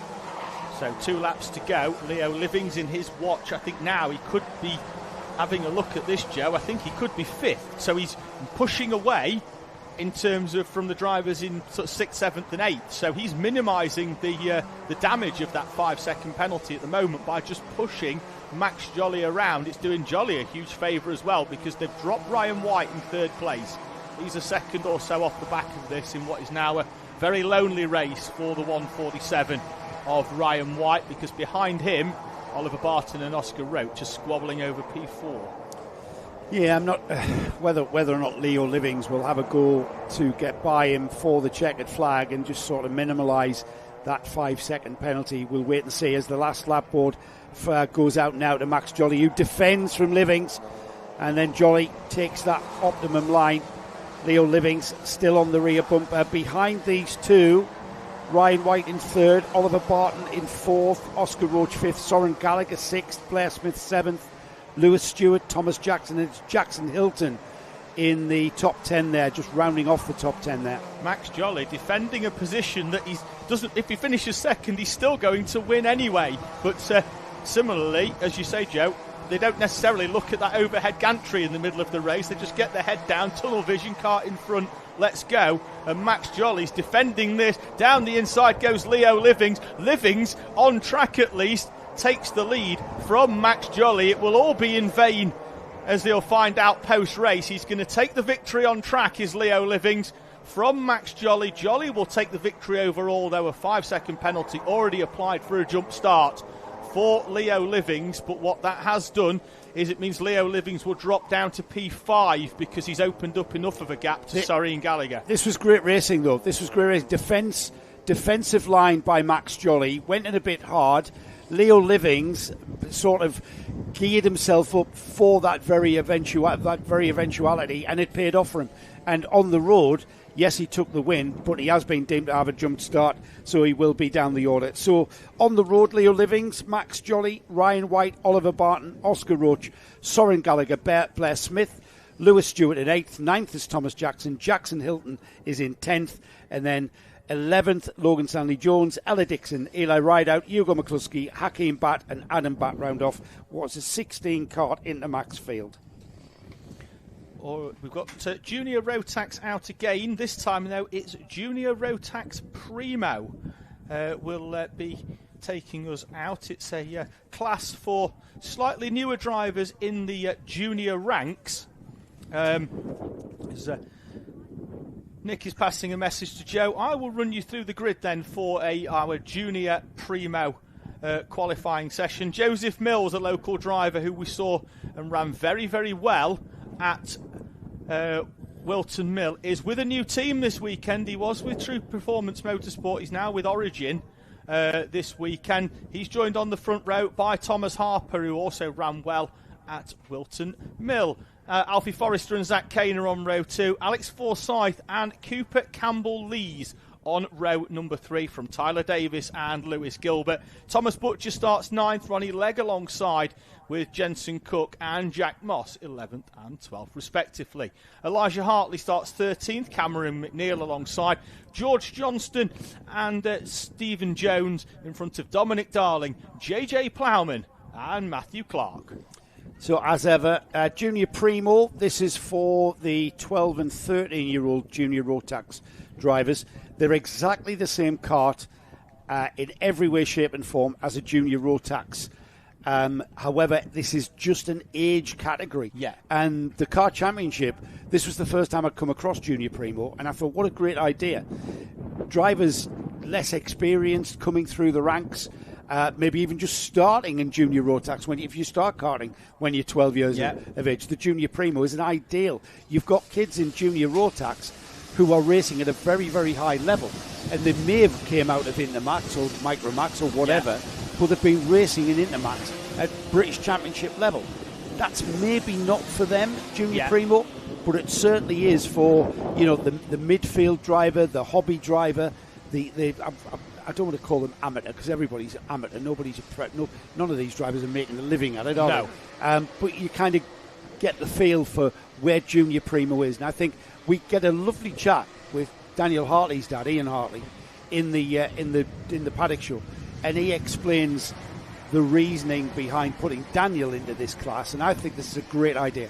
I'm a real massive supporter of Junior Primo, and the being in the entertainment business, David, the racing is brilliant in Junior Primo. It is. Well, Daniel proved the stepping stone to be perfect. He won Junior Primo last year and ran well inside the top 10 at Wilton Mill. Two things to note there. JJ Plowman, who I mentioned, he's actually in Junior Rotax. He moved up from Junior Primo when a space opened up. Matthew Clark, who starts last, keep an eye out for him. He qualified second but was removed from the standings. Not 100% sure why, but he certainly has the pace to run from the front. It's just that he's going to have to do it by coming through the field. Oh, we've got a cart stopped already on the back straight. That looks like it's the 12 of Jack Moss, and it is. So I think we're going to roll round. We are already under a false start because of that. Jack Moss's cart still being tended to by the marshals, and we're not going to rush them when we've got enough time to tend to that safely. But Jack Moss retires before we get going here in Junior Primo. So you mentioned there JJ Plowman is not indeed on this grid, even though he qualified with them. He didn't set a time. He was originally on the entry list for Junior Primo, right, but then somebody dropped out of what was already a capacity Junior Rotax grid, right, and he went, I'm going to go do Junior Rotax, so he's moved up. We haven't seen him yet today. I think he qualified in Group C, so he would have been 3rd, 6th, 9th, or anything on your 3 times tables there, kids, for practice. So if you're in that 3 times table, you'll be in Group C. So we will see JJ Plowman out a little bit later on. We've got Senior Rotax up next after this Junior Primo. Joseph Mills certainly impressed me with his run at Wilton Mill in the first winter event for the Kart Championship. He came 7th in the final, but he had some great, I think he won a heat, if my memory serves He won me. a heat and then retired from one, I think. Yeah, that's what knocked him down. Yeah, here we go then. Joseph Mills, Thomas Harper with the Silkwood Jaguar livery on his left, and it's Mills who will lead. The black and white colours of Origin Motorsport lead into the first turn. And Thomas Harper, what happened to him? He checked out. He saw the train was down the inside. I think he was conscious that they'd understeer into him. He was offline and then understeered wide. He's well down the order now. He's being swallowed up by the field. I think he could be down into P7 or 8 as they run up towards Senna 1. Mills with a good start. Alfie Forrester off the second row, slotting in nicely into second place behind Joseph Mills. There was no gap for Harper to get back in. And to be fair, he should have been 3rd, but obviously the removal of Clark from the standings. And I did say to his dad before this one, I said, being 3rd is better than 2nd here, and it's proved my point. Yeah, that is very true. Zach Kane there on the black and white cart there. Zach Kane on the number 23, moving up into what will be 3rd place now as Joseph Mill leads by a full 7/10 of a second.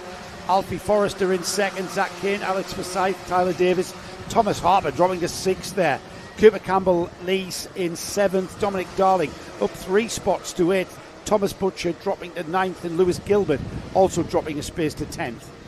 Yeah, Harper now has got a train of carts behind him. This top 5 is quite fragmented at the moment, but behind that is a train of carts from Harper in 6th down to Ronnie Legg in 13th place that is very, very tightly packed together. There you can see it, Harper in the purple and white liveried cart with a train behind him. Cooper Campbell Lee's a new name to effectively what we call owner karting. He's come through Club 100 and a bit of other higher karting as well, but is a driver that is very, very fast, using this Junior Primo as a stepping stone. That's exactly why it's there. That's exactly what Junior Primo is about. It's that step into junior Rotax karting. You're not up against the 15-year-olds and the 16-year-olds because it can get quite physical, Junior Rotax, as we saw in the first heat. So it's a little bit transitionary idea of creating Junior Primo. It was a great idea from Darren Beavers and his team here at the Kart Championship. Harper in probably what is one of my favourite liveries of all time in motorsport, the Silk-Cut Jaguar livery. His dad, of course, owns a Jaguar. He's a Jag specialist, his dad, isn't he? Does he repair? He's a Jaguar repair specialist. Parts. He does parts. So, they take the parts off them, they ship them around the world, that sort of thing. So, I see. Right. Okay. Auto Reserve Jaguar, which you'll see is in place of the branding that is not allowed to be on a kart these days. The colours are still there. Yeah, the colours are still there. In front of them, that's the move. That's Tyler Davis attacking Alex Forsyth in the True Performance Motorsport number 89 in his LN Kart suit, white helmet. And there he's tapping his helmet. He's not sort of happy with the advances of Tyler Davis. Tyler Davis wants to get by, and it's his prerogative whether or not he does try to get by or work together. Forsyth saying, let's work together to try and catch Zach Kane, but he's nearly a second behind, so Tyler Davis has got every right to try and attack him if he feels that he's got more pace. But again, Harper behind is closing up. Fastest lap of the race by Thomas Harper. He learned a big lesson at turn one, didn't he? He was on that outside line and he just got hung out to dry with the train coming down his inside. Now it's a recovery drive for that purple and white liveried helmeted Thomas Harper as these two continue. And there, down the inside, Davis makes the move. Can Forsyth come back at him? Not quite. And it will be Davis who leads into and out of the back chicane and on towards the Gasworks hairpin, where he'll consolidate that position now. Yeah, he's got a few kart lengths already on Alex Forsyth. Here's a replay of the move into centre two, just straight lines it in. Often you find the driver who's been overtaken gets a good little switchback and is down the inside, but I think Davis made the move that late that Forsyth didn't have enough time to react as he comes back through. Davis, though, has been given a track limits warning, whether that was before or after finding a way past Alex Forsyth. Yeah, I'm not sure. Here comes Thomas Harper, though. The third kart in that picture there, the purple and white kart of Thomas Harper, is now going to be challenging Alex Forsyth. This is a battle for fifth and sixth there.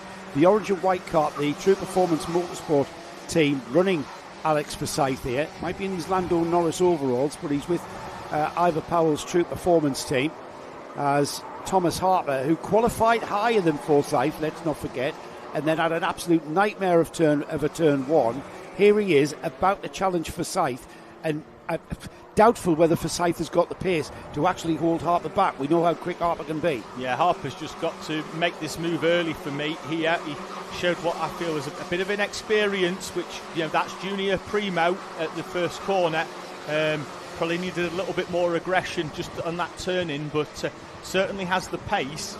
Now he's just got to find a way through. Has lost a few tenths in the opening sector, but appears to be quite strong through this switchback section, sectors 2 and 3 here at Warden Law. So let's see whether he can make the move. It's got to be for me into Gasworks. Is he going to be close enough as they head up towards the tight right downhill hairpin?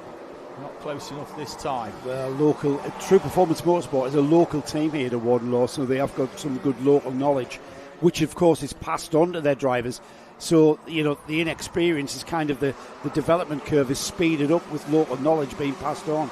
And how Alex Forsyth is then able to apply that knowledge that he's been given is pretty surely, be clear to see here as Alex Forsyth continues to hold back Thomas Harper. Harper, new to Junior Rotax, relatively speaking, so the newness of the kart is not necessarily about driving it around the track. It's also in racecraft and where you make that move and where you can outbrake or outdrive using momentum. Like for here, for instance, out of the back chicane, using that momentum down the back straight and into the braking area. Not that time for these two. Yeah, Forsyth looked like he went in a little bit deep there, but as one True Performance Motorsport driver holds off Thomas Harper, another one in Jensen Cook has peeled off into the pit lane with a mechanical flag. His radiator was loose. Joe was moving around. That's a shame. So Jensen Cook into the pits then. The tyres from P15 as we track his TPM Motorsport teammate Alex Forsyth, who was currently in P5, has Thomas Harper all over the back of him, at least in sectors 2 and 3. Harper loses a bit of time lap on lap, I think, through sector number 1. But what I am seeing here, Joe, is that personal bests from Davis and Forsyth, Harper as well, are dragging them on towards the back of Zach Kane. I don't think they're going to catch him. I don't think they've got enough time. Sorry, David. Just Harper. I thought Harper was going to have a dive down the inside. Of course, Forsyth did as well, because I think he left him a gap. He did. Mills across the line then. 13 seconds on the board, so it's going to be 2 laps for him, as he's been quite dominant. And another fastest lap from Mills, 51.22 at the front of this field, and he's got a gap of, let's call that 1.9 to Alfie Forrester. Got a further 2.5 seconds to Zach Kane, and then this lot here: Tyler Davis, Alex Forsyth there in the orange and white kart, and then we've got Thomas Harper in the purple and white kart. Yeah, we've got another mechanical, but at the first corner, which the drivers will come to shortly, I don't know whether we'll have a yellow flag for our leaders, but Lewis Gilbert, who had a mechanical flag, has come into the pit lane and has taken out the barrier. So I don't know whether we'll have a yellow flag at this first corner for the leaders on the final lap round. I don't think we do. It is waved yellow, so there'll be no overtaking. Not that it'll make any difference for Joseph Mills. He's got a gap of nearly 2 seconds as he commences the final lap back to Alfie Forrester, who's had a superb race. Little mention of him, but he's been superb in second place in front of Zach Kane. That's your top 3 as it stands. Behind them, it's Davis, Forsyth and Harper. Yeah, we've kind of neglected Joseph Mills because he's been so dominant. He'll just be coming out of Senna 2 now and heading towards the back chicane. So we'll try. We've got this battle that's beginning to develop there. But and there's Harper down the inside of Forsyth in a great move there. Joseph Mills just coming through the horseshoe now for the last time. That's him there just in the foreground in the white helmet. As we stick with Thomas Harper, Joseph Mills out onto the start-finish straight and takes the checkered flag with a very fine win indeed. 2.3 seconds to Alfie Forrester in second, Zach Kane in third, Tyler Davis fourth, Thomas Harper fifth, Alex Forsyth ended up in sixth, Cooper Campbell-Lees in seventh, Matthew Clark eighth, Dominic Darling was ninth. We've only 17 carts, I might as well read them all out. Thomas Butcher 10th, Ronnie Legg 11th, 12th was Cameron McNeil, Elijah Hartley was 13th, Stephen Jones was 14th, George Johnson was 15th, and then we had Lewis Gilbert and Jensen Cook, who were indeed retirements there at the final stages of that race. So I think Lewis Gilbert could have been missing a chain guard because the marshal has just brought one back straight in front of our commentary position, which, for the first time, we are in the Joe Bradley Memorial Suite. It's the first time I've used this. Normally we use the timing on the left, the timing tower on the left there for the circuit commentary. When we're live streaming, there's a briefing building just behind that we've used in the past. This is the first time that I've had the honour of the Karting Live TV always do it from the Joe Bradley Memorial Suite, which is right there. You're right there in the green building there with a little window there. The letterbox, as it looks like. I don't know if you can see us. Don't know if you can see us there, but that's where we are. We've got. That's my right hand. Can't quite see David. Oh no, you can't see. David. I'm in all black though, honest. So we've got a great view of that first turn, and I'm kind of future planning because I named it with the full support of Matt Hunter and the track manager Paul Bainbridge, the Joe Bradley Memorial Suite. As of course, nobody will think of doing that when I'm dead. So I thought I'll do it now. Well, absolutely. I was expecting as well maybe a blue plaque on a wall somewhere. Well, we've got the Nick Damon Memorial urinal coming. Yes. Oh, absolutely. Yeah. Lovely. That's part of so the building complex on the left of the screen there, the two-story building, that's going to house Hunter Motorsport, who was the local team here, and it's also going to be the headquarters of the Red Graphics Company, which is Adam Nichols' wife, who's Danielle. Yeah, of course. Forgot her name there for a moment. Just while we're on that, congratulations on the birth of their second child 2.5 weeks ago. Oh, is that right? Yeah. Oh, wow. Did not know that. I mean, I wouldn't. You been busy then. You wouldn't know because I saw Danielle when she was like 8 months pregnant, and you couldn't even tell. You know, and then 2.5 weeks ago they gave birth to their second child. She's still working hard from home though, because it's the off season effectively. Got to knock them sticker kits out ready for next year. It's for Red Graphics, dying to get into their new premises. They do. They turned up today to paint it, didn't they? So 2.5 weeks after giving birth, and she's here ready to paint their new premises. So both Red Graphics and Apollo Karts will be based here at Warden Law. Red Graphics do the sticker kits for my lad's kart. So and I spoke to Danielle about next year's livery. Is this a bit of history now, David? Is this the first time we've had seniors? The first time since Wilton. We had seniors. At Wilton. So, sorry, the Kart Championship Winter Series is the first time we've had senior classes in the Winter Series, and that continues into this second event with the S-plate holder, the Scottish champion, Max Taylor, here with, is that Craft Motorsport that Max is with? I'm trying to look at his livery there. So Max Taylor on the pole position with Rhys Bailey alongside. Second row is Henry Gregory and Lewis Marica. Morgan Hudson-Brown and Harry Bloor share row 3. Ben Horner and Marcus King are on row 4. Row 5 is Stephen Napier and Angus Scrivener. Harry Hurst-Grover and William Eberhardt are on row 6. Sam Kelbrick and Ethan Head are on row 7. Mac McGivelray and Luca Palazzo are on row 8. Ewan Hughes and Molly Pugh are on row 9. Then row 10, Elliot Foster and Mark Gillibrand. And then we've got Jack West starting in 21st after a technical infringement in qualifying. We are very much underway, David. Round the outside goes Rhys Bailey. Oh no, we're not underway. We've had a very, very late false start flag that came out as they headed up towards the first corner. They were under the first light board on the exit of the turn 1, and the lights were flashing with a false start. Doesn't look like everybody's 100% aware of that, but it was a false start because they do appear to still be racing towards the final corner, which is being covered under yellow flags.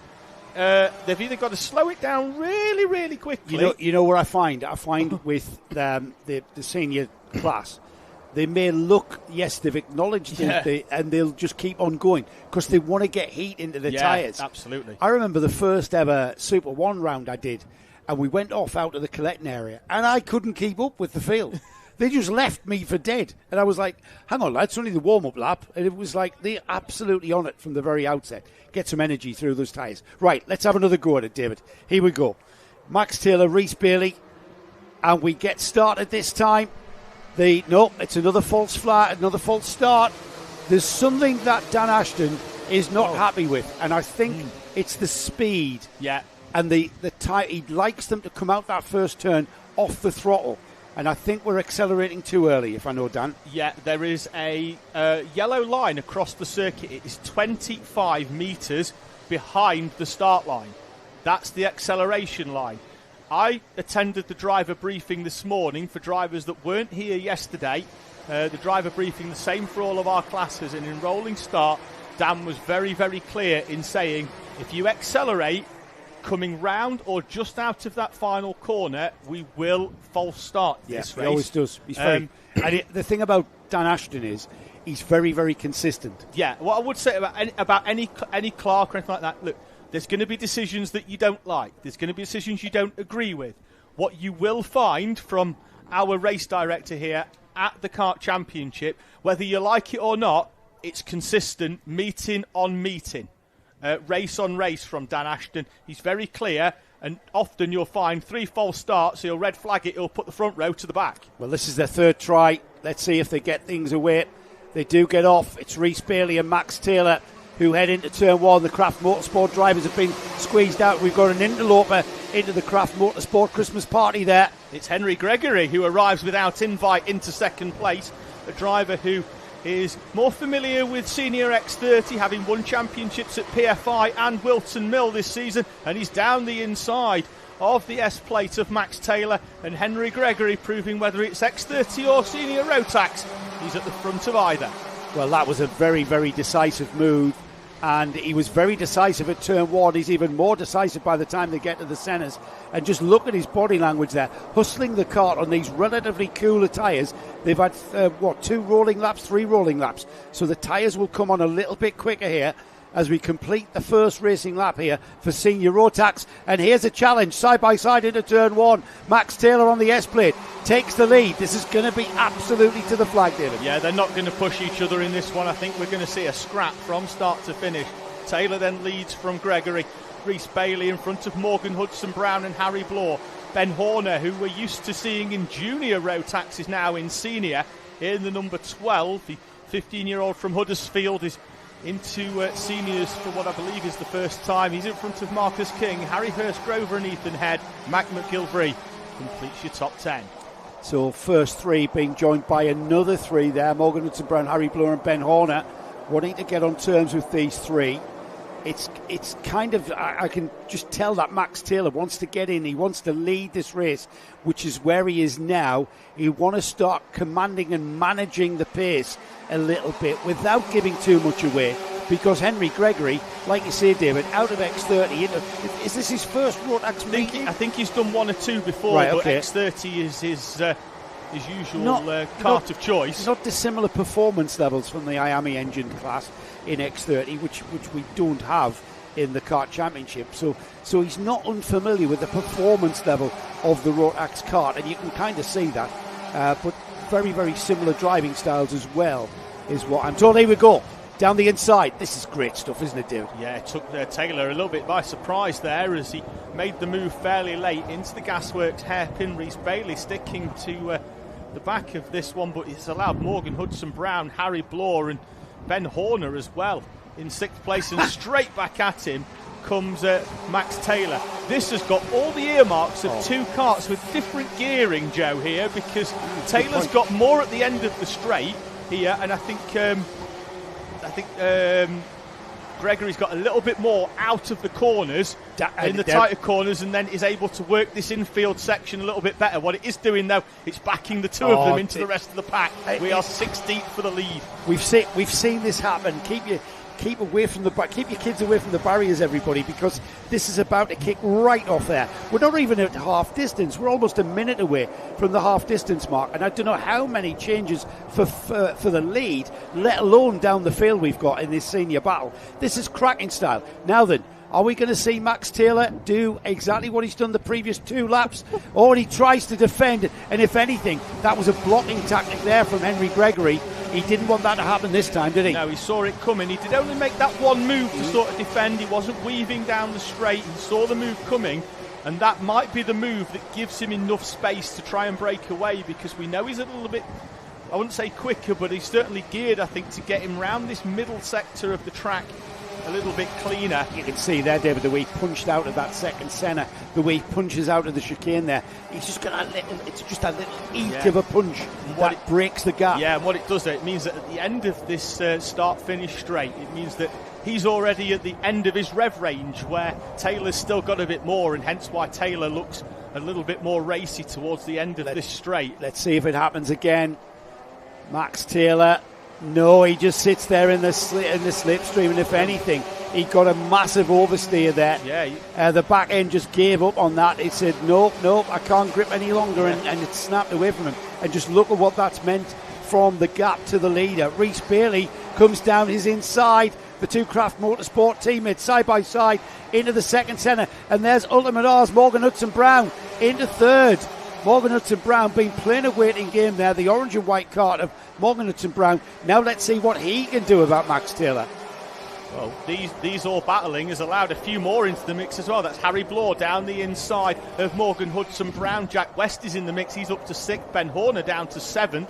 Ethan Head, Harry Hurst-Grover as well. We're all the way down, I think, to Ethan Head, I think, in 8th place. We've got less than 2 seconds splitting the top 8, but there's half a second between the 2 leaders. The squabbling on that lap has handed it to Henry Gregory. These now need to calm down, work together for a few laps to try and reel him back in, because if not, they're going to hand the win to the 77. This is a great race for Senior Rotax here in the Kart Championship Winter Series event here at Warden Law. We've got a train of 8 karts there, all the way back to Ethan Head, who Ethan Head, a local driver to Warden Law, won championship, club championship rounds here, and will be wanting to get involved in his Hunter Motorsport or on his Hunter Motorsport kit with the Venator engine. However, he's got a big ask, as he's got about 7 karts to get through to get to the lead, and that's a massive ask, because that man there, Henry Gregory, he's now established that control you talked about, David, in the midfield. The infield section is where his advantage is. But I tell you what, as I say that, Max Taylor proves me a liar, as he's right on his bumper there. Personal best from Taylor on the last lap was 0.3 quicker than Henry Gregory.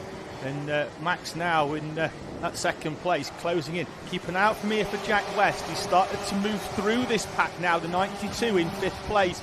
Got past Rhys Bailey, who's had a turbulent couple of laps, having run as high as 2nd in this race as Rhys Bailey. And we'll see how he goes. He's got a gap, though. He's falling away off this top 5. Keep an eye out for me for that. Looks like it's Thule Motorsport colours in 5th place, but I think running on their own this weekend for Jack West in the number 92 machine. They cross the line with about 1 minute and 20. That'll be 3 laps of senior Rotax. Henry Gregory still holding firm at the front from Max Taylor, Morgan Hudson-Brown, Harry Bloor and Jack West. The top 5 split by a second. That's the first of the centre hairpins, the left-hander there, quickly into the second centre, and then as Gregory still leads these two, Max Taylor looking very menacing, I think. Morgan Hudson-Brown looking even more menacing, and that train of karts heading into the gasworks now. Oh, and there's a move down the inside for the 92. That is Jack West, who tried down the inside of Harry Bloor. I'm not sure that's gone his way, but the number 19 of Rhys Bailey found himself in 6th place there, being hustled down to 6th as we've got three wide action onto the grass there, 3 wide action down to turn 1, and it all settles down. This is all that action I mentioned there, just behind these 3, all beginning to kick off. We daren't take our eyes off this battle for first, second and third, though, as that definitely, that orange and white livery number 25 of Morgan Hudson-Brown looks like he's about to challenge, if anything, David. It'll be the last lap board next time by as well. Well, now Max Taylor, who a lap ago was very occupied at trying to get past Henry Gregory, has now had to switch that to a more defensive tactic. Not defensive enough, though, as down the inside of him into the right-hander at Gasworks goes Morgan Hudson-Brown, and the 25 is up into 2nd place. Yeah, that was where the move started, wasn't it? And then just lined up down the inside on the brakes into the gasworks, and great driving from Taylor as well, who accommodated that. It was pointless trying to fight. Both would have ended up off the track if they had. They're on the final lap, David, and Henry Gregory, you mentioned, not that familiar with the Rotax Max class, but certainly showing that the grounding that he's had in X30 has come to pay, as he's now where he wanted to be at the start, wanted to be in control and managing the pace at the front. It is Morgan Hudson-Brown closing in this final lap, but I don't think he's going to be close enough. Henry Gregory, as that's Jack West down the inside of Max Taylor for 3rd place.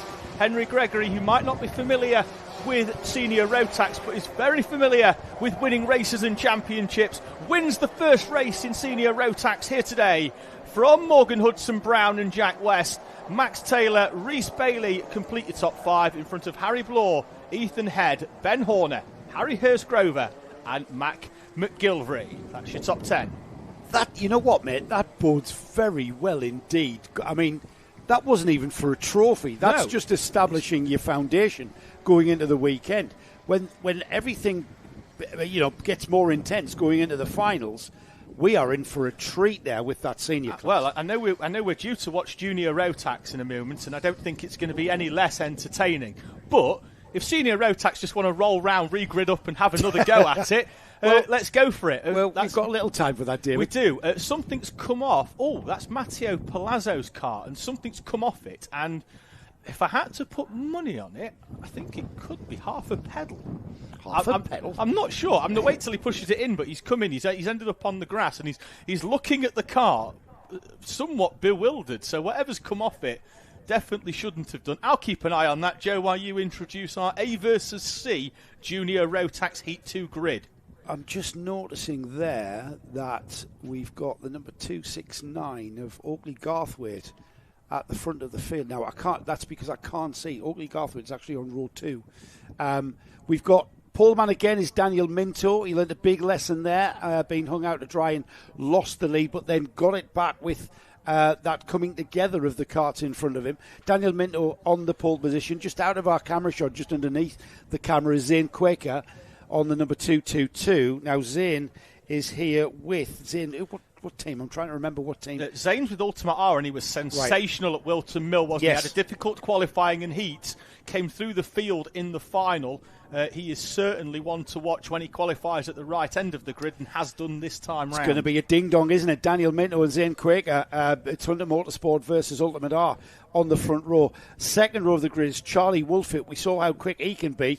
And Charlie was one of those drivers that ended up with that incident, didn't it? It put him down the order at the very flag there. Oakley Garthwaite is on the second row of the grid with him. Third row is Finley Buck and Riley Bishop.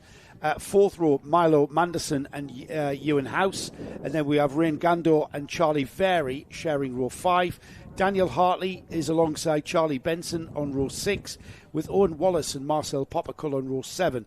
Row 8 is Alfie McBain and James Kell. And then on row 9, Jack Robinson and Gregor Reid. Row 10, Amy Peacock, Alfie Lambert. Then we've got Oliver Liversedge and Bella Brown. Bella McConville and Oliver White share row 12. Row 13 is Daniel Callahan and Melissa Adrian, with Andrew Dixon and Logan Lauder next. Harris Alley and Mark Arthur. JJ Plowman and Tyler Richardson share row 16. And then Braden Donahue rounds off a 33-kart field. Another strong showing for the junior rotor class in rude health. Yeah, the karting. The thing to note for this one, because we're running a 2/3 format with A versus B, B versus C, and C versus A, is some of these drivers have raced once already. Some of these drivers haven't been on track for 4 hours since qualifying. So let's see whether it's freshness against recent experience. Because on the front row you've got Minto, he's raced already. Quaker hasn't. Wolfett, he's raced already. He was involved in that incident with Finley Buck. Finley Buck got a 5-second penalty for that incident. Oakley Garthwaite, he hasn't raced, but we know he's raced round here a lot. He's won trophies here as Oakley. He won the IPKC. He kicked off the season here in February with an IPKC round and took it in great style. Yeah, so he knows his way around. I remember watching him at the Warden Club meeting going toe-to-toe with Addison Smith, who was another driver. Here we go, David. That's going to be a false start. Yeah, the front and the back of the grid were in different postcodes when they crossed the timing line there. Yeah, they were far too strung out. Certainly not close enough for Dan Ashton's liking, and I can understand why. Hello to Martin Lloyd, who messages in, well done Ethan and Alfie, and a brilliant team effort. I think that was from Micromax. Is it? Yes, Alfie Garrett, Ethan Lloyd, top 2 in micro. Alfie taking the victory from Ethan. Yeah, so we nice to have everybody along there. Don't forget to message in with any questions for David and I. We'll try and answer. If we don't know the answer, we certainly know people who do know the answer to most things.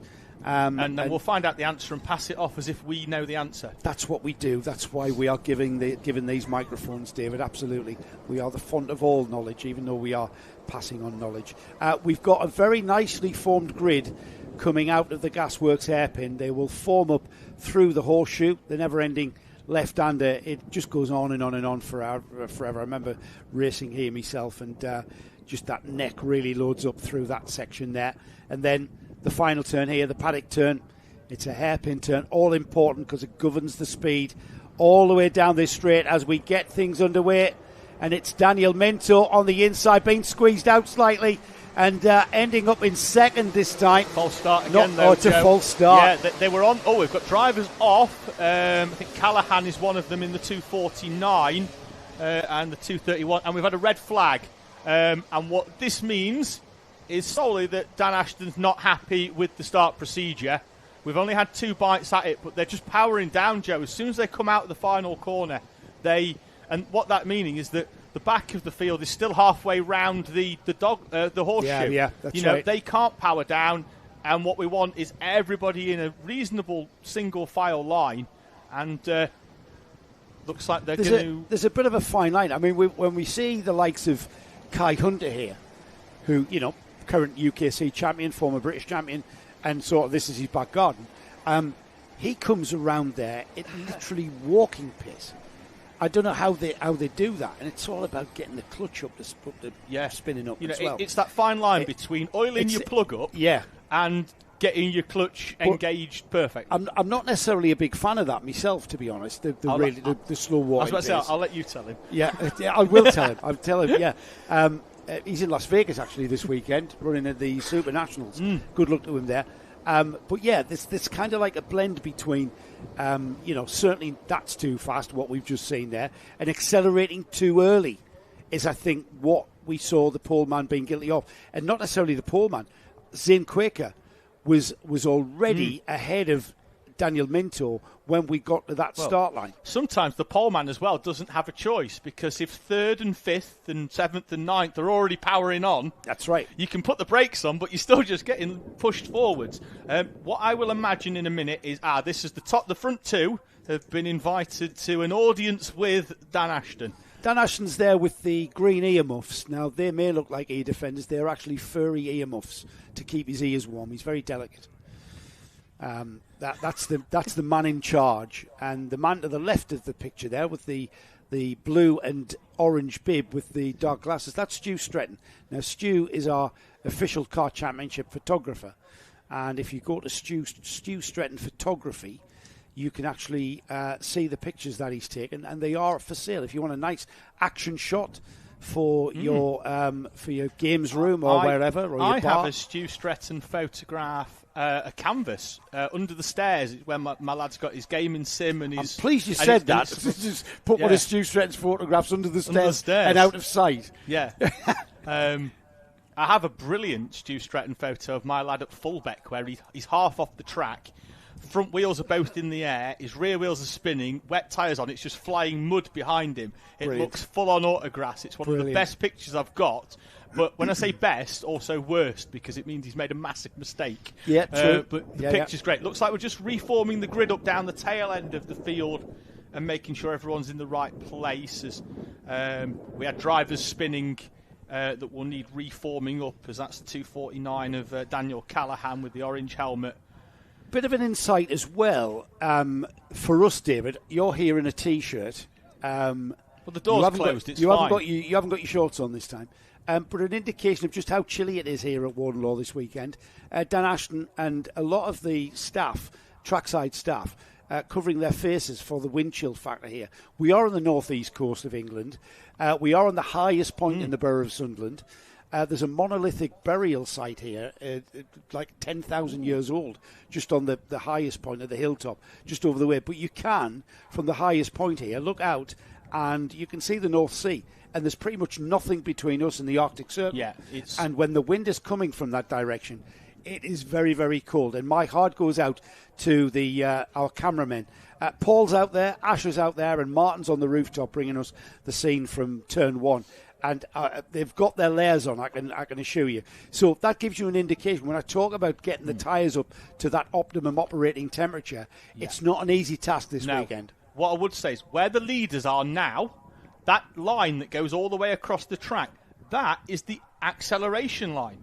That's where they should be. You're not allowed to accelerate before that line. Well, definitely. Well, you shouldn't. I mean, there's a little bit of grace period. There always is going to be. But what Dan will have been saying is you're accelerating out of the final corner and this is where you should be. We've got one driver peeling off into the pits already.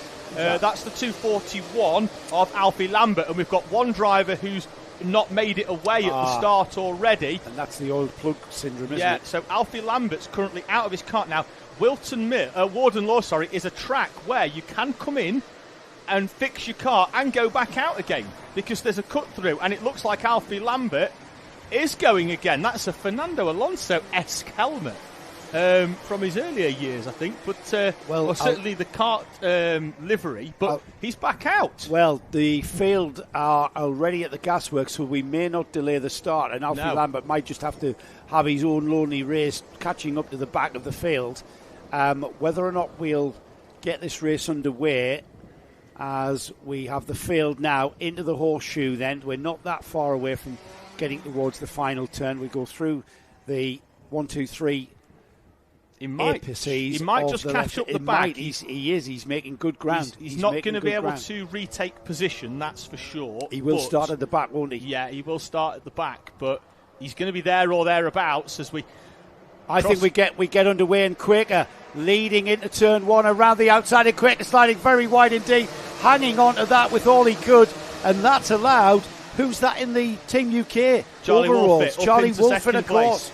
Absolutely great start from Wolfett, but it's Minto who leads. Minto leads from Wolfett. Finley Buck from 5th up into 3rd place with a good start. Then it's Riley Bishop, who dominated on effectively home turf for Wilton Mill in 4th place. Your top 4 and a little bit of a breakaway, and Finley Buck tries a move down the inside of Charlie Wolfett. Those two already very familiar with themselves after heat number 1.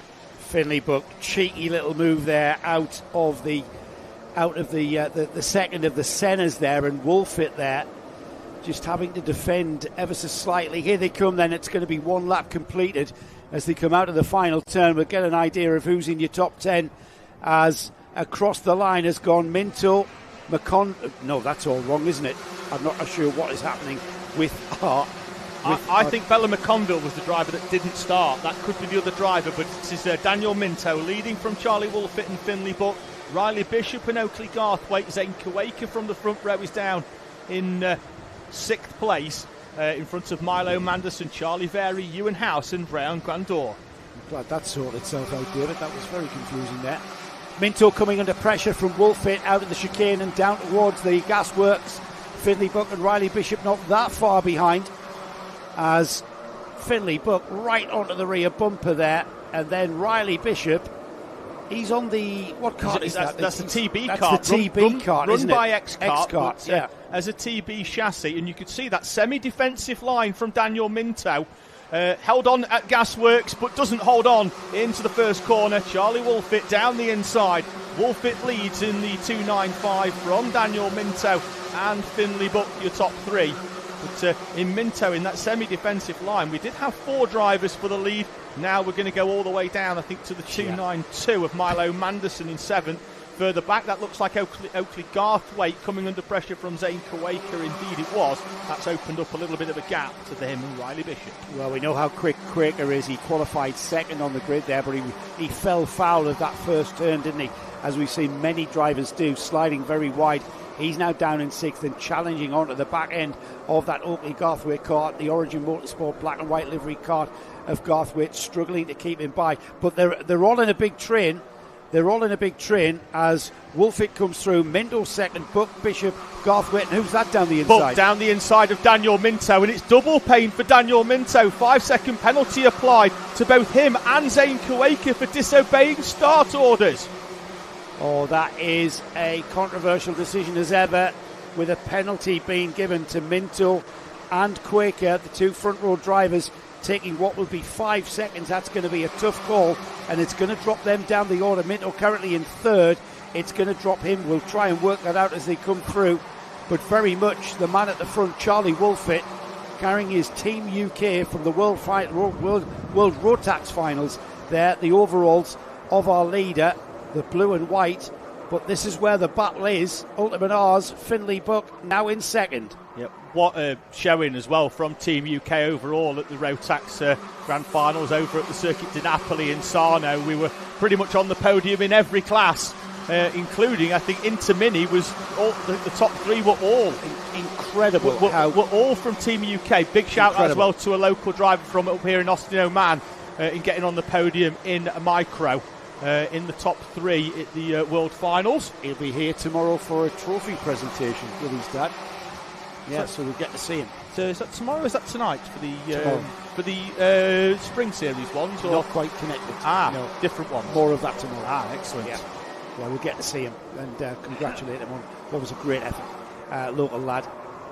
That battle there with the bright green TB kart of Riley Bishop, he will be, whether or not they're aware of this penalty that's been applied to that kart there of Daniel Minto, the orange helmet there of the Hunter Motorsport driver, under massive amount of pressure now from Bishop, who likewise is going to be coming under a massive amount of pressure from Oakley Garthwaite. Zane Quaker behind them, he's on a recovery drive. but more so, who's that down the inside? Is that Garthwaite? It is Garthwaite down the inside of Bishop for 4th place. Bishop now under pressure as well to hold on to 5th from Zane Kuwaker, the second of the 2 drivers with the 5-second penalties applied to them. Garthwaite waited now. He's now onto the rear bumper of his former teammates at Hunter Motorsport. Oakley Garthwaite moving onto the back of that Daniel Minto kart. Minto getting his head down. Whether or not he's aware of the 5-second penalty, it doesn't matter. He's just getting on with it, isn't he? I don't think he is, because when he came under, he was looking over his shoulder, so I don't think at any point he's seen it. Yeah, exactly. Head ducked down behind the steering wheel, isn't it? Yeah, and I think we've had another 5-second penalty applied. I think this time it's for Oliver White. It's not come up on the timing, but on the back of the... that what they do here at Warden, which is very helpful, is not only on the front of the overhead gantry, Joe, they put it on the back as well so that we can see it from the commentary box. Yeah, greatly appreciated. Thank you very much, Warden Law. Just popped up there. Penalty for Oliver White on the number 244. He's down the order in 20 seconds, so his tale of woe continues as we continue with this battle for 3rd on the road there. Wolfitch Daniel Minto. checked out. Yeah, and who's that? Just got ahead of Garthwaite. Finley Buck. It's Finley Buck still. So that's Minto ahead of Finley Buck again. Yeah. So Minto's found pace towards the end of this race. Yeah, he has. Minto still in that 2nd place from Finley Buck. We go all the way down here. Is that you? Who's that on the tail end of this? Is that Ewan House? It is in the 226. The Scottish driver, as Riley Bishop is forced wide. He's going to come back down the inside of the 222 of Zane Kuwaker. Behind them in a slightly more defensive line is Ewan House, but that's because I think he's found the way past Milo Manderson. Yeah, he has. Looking like he's got ST Racing's livery on there. He's down as a privateer, but the bright yellow and blue livery, while Daniel Minto does a great job in keeping Finley Buck still behind him. Whether or not they're catching the leader there, Charlie Wolfit, remains to be seen. And a little bit of gesticulation there as Minto looked over his shoulder. It's kind of like they're talking to one another. Minto gets the nod from Finley Buck to just get on with it. Let's catch Wolfit, who's got a gap there, David, of what is that? 8/10 of a second. It is, but the match, look at that. There's a thousandth, 2,000ths, then 5,000ths of a second. Garthwaite past Buck. Buck coming back towards him as well. So a couple of change places there. We'll not even know about that if it stays like that. But Garthwaite did get ahead of Buck, but Buck comes straight back at him. Yeah, the swap places, and that's opened the gap up to Daniel Minto in 2nd place. Wolfit will come round with 20 seconds on the clock at the minute, so he's going to get round with 2 laps to go at the end of this lap. 16 seconds to go. Charlie Wolfit leads from Daniel Minto and Finley Buck. Then it's Oakley Garthwaite, and dropping down the order is Zane Kuwaker, and that's because he's off on the outside of the track at Senna 1. Zane Kuwaker, who had a 5-second penalty applied to him anyway and was running inside the top 5, is falling down the order and into retirement. Wolfit, Minto and Buck then at the front from Garthwaite, Ewan House, Milo Manderson and Riley Bishop, Marcel Popical, last year's Primo champion Daniel Hartley, and Owen Wallace with a lap and a half to go. Getting towards that last lap board then, coming up for Charlie Wolfit, this time by Daniel Minto, comfortably in that 2nd place there. Not forgetting the penalty that will be implied there, so the results, as we call them, very much provisional. All beginning to settle down now as Oakley Garthwaite on the black and white kart begins to eye up that orange and white kart of Finley Buck. And if anything's going to happen, it'll be that 3rd place there, as Garthwaite looks very racy indeed. Minto's got a bit of a cushion, hasn't he? And already Buck choosing to defend there. He knows how quickly Garthwaite can get by there, and that's where he got by before, but Buck defends, and another defensive line into the chicane.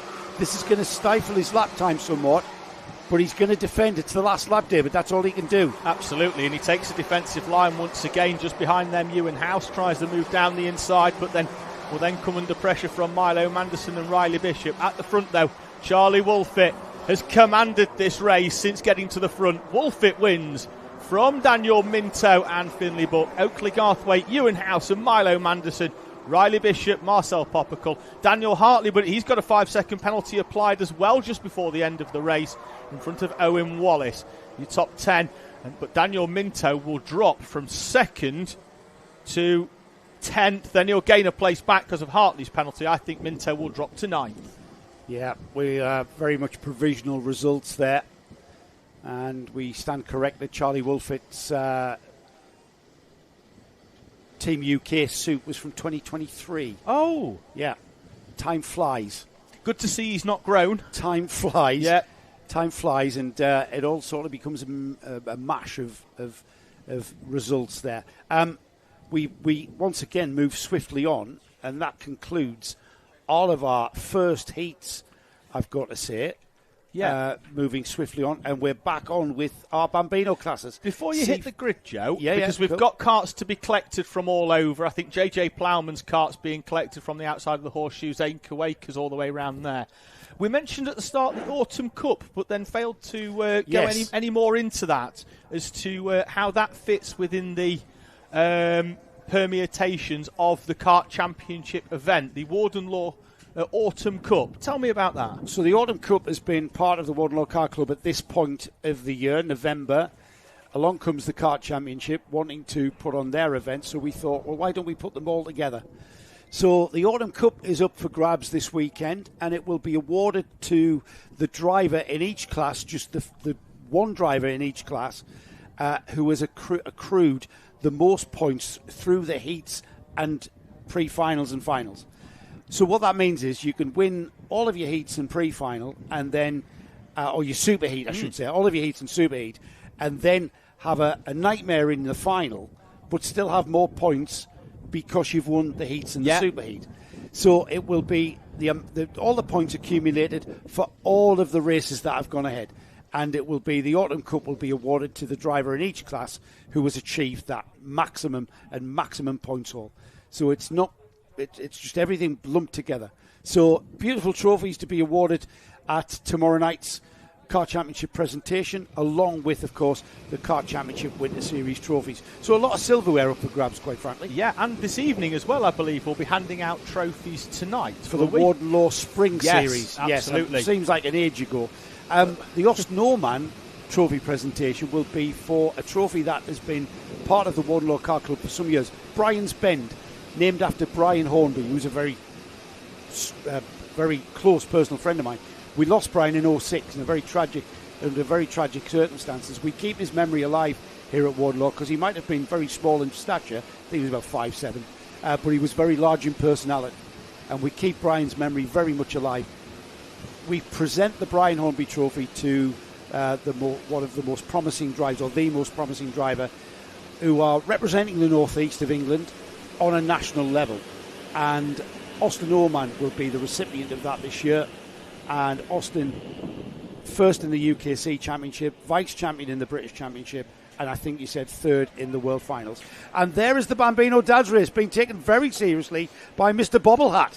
Yeah, Bobblehat leads from cap behind. He has absolutely put a lot of effort, a lot of training gone into this event, as he takes the win in very humble style. We have got oxygen available. They're just acknowledging the flag there. Yep, so arms up in the air, takes the line, and then goes full Conor McGregor strut for a couple of seconds there as he shakes the shoulders, and he's still celebrating down there at the far end. And now he's bent double. Now he's gasping for air. Bent double. Now he's gasping for air as the rest of the stragglers come in. Let's have a look at the grid. So once again, the first race off will be the C50, the petrol-engined, Coma-engined Bambinos. Hendricks, Fallat, Raythorn on the front row. Jensen O'Connor, Calman Simon on row 2. Benjamin Shivar, Tommy Lovejoy on row 4. Lani Aiden and Oliver Bullock on row 4, I should say. Isaac Young and Alfie Ward on row 5. Then we've got the Might E Bambinos. This is the race that we're going to follow here in this heat. Arthur Bowers and Oliver Woodall on the front row for the Might E's. Heath Smith and Jensen James on row 2. Junior Wright and Freddie Dye on row 3. Then we've got Ethan Hulme and Arthur Rhodes on row 4. Row 5 is Arthur Thompson and Ava Garrett, with Noah Brad rounding off the Might E grid. We are clearing the grid. 5-second board flies. We get the C50 petrol-engined karts underway, and it will be Hendricks Fallat and Raytheon who get those karts away. They are off and away for their heat. This time, for this heat, we'll focus on the Might E Bambinos, who are about to get their start. They get their clear grid, and we'll be very soon getting them underway. No engine revs rise for this one, David, as they're all electrically powered. No engine revs rise. You hear a very unique noise, which the first time I watched Mighty Bambino, I just couldn't figure out what it was, and it's the rattle of the side pod in the mounting. When they go round the corners, you can sort of hear like a and it's the side pod mounting as we are away and racing in our Mighty Bambino. Arthur Bowers in the 99 leads us up to the first corner. Oliver Woodall behind. These two battled it out, albeit off camera. We kept track of it through the first Bambino race of this weekend, but those two squabbled throughout. It's an RCE 1-2-3 by the looks of that. Yes, it is. Although now it's a 1-2.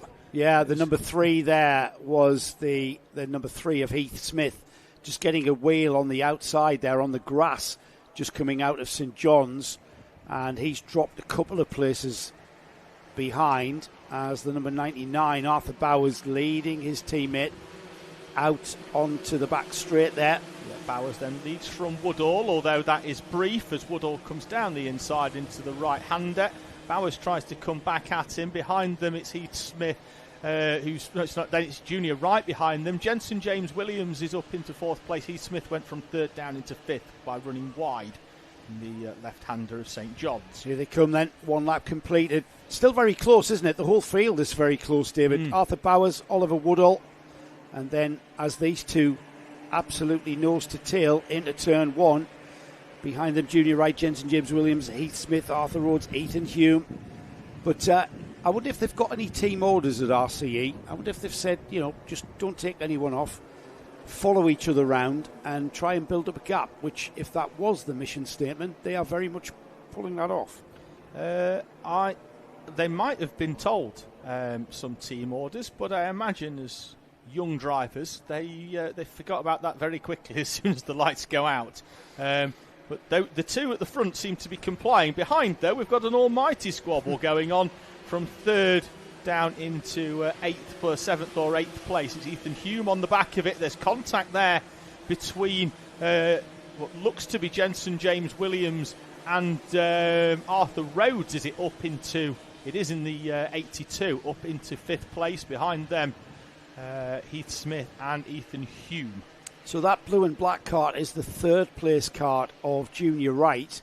Now these three, Junior Wright, Jensen James Williams and Heath Smith, these three are pulling away as the yellow kart of Jensen James Williams pulls alongside and he takes...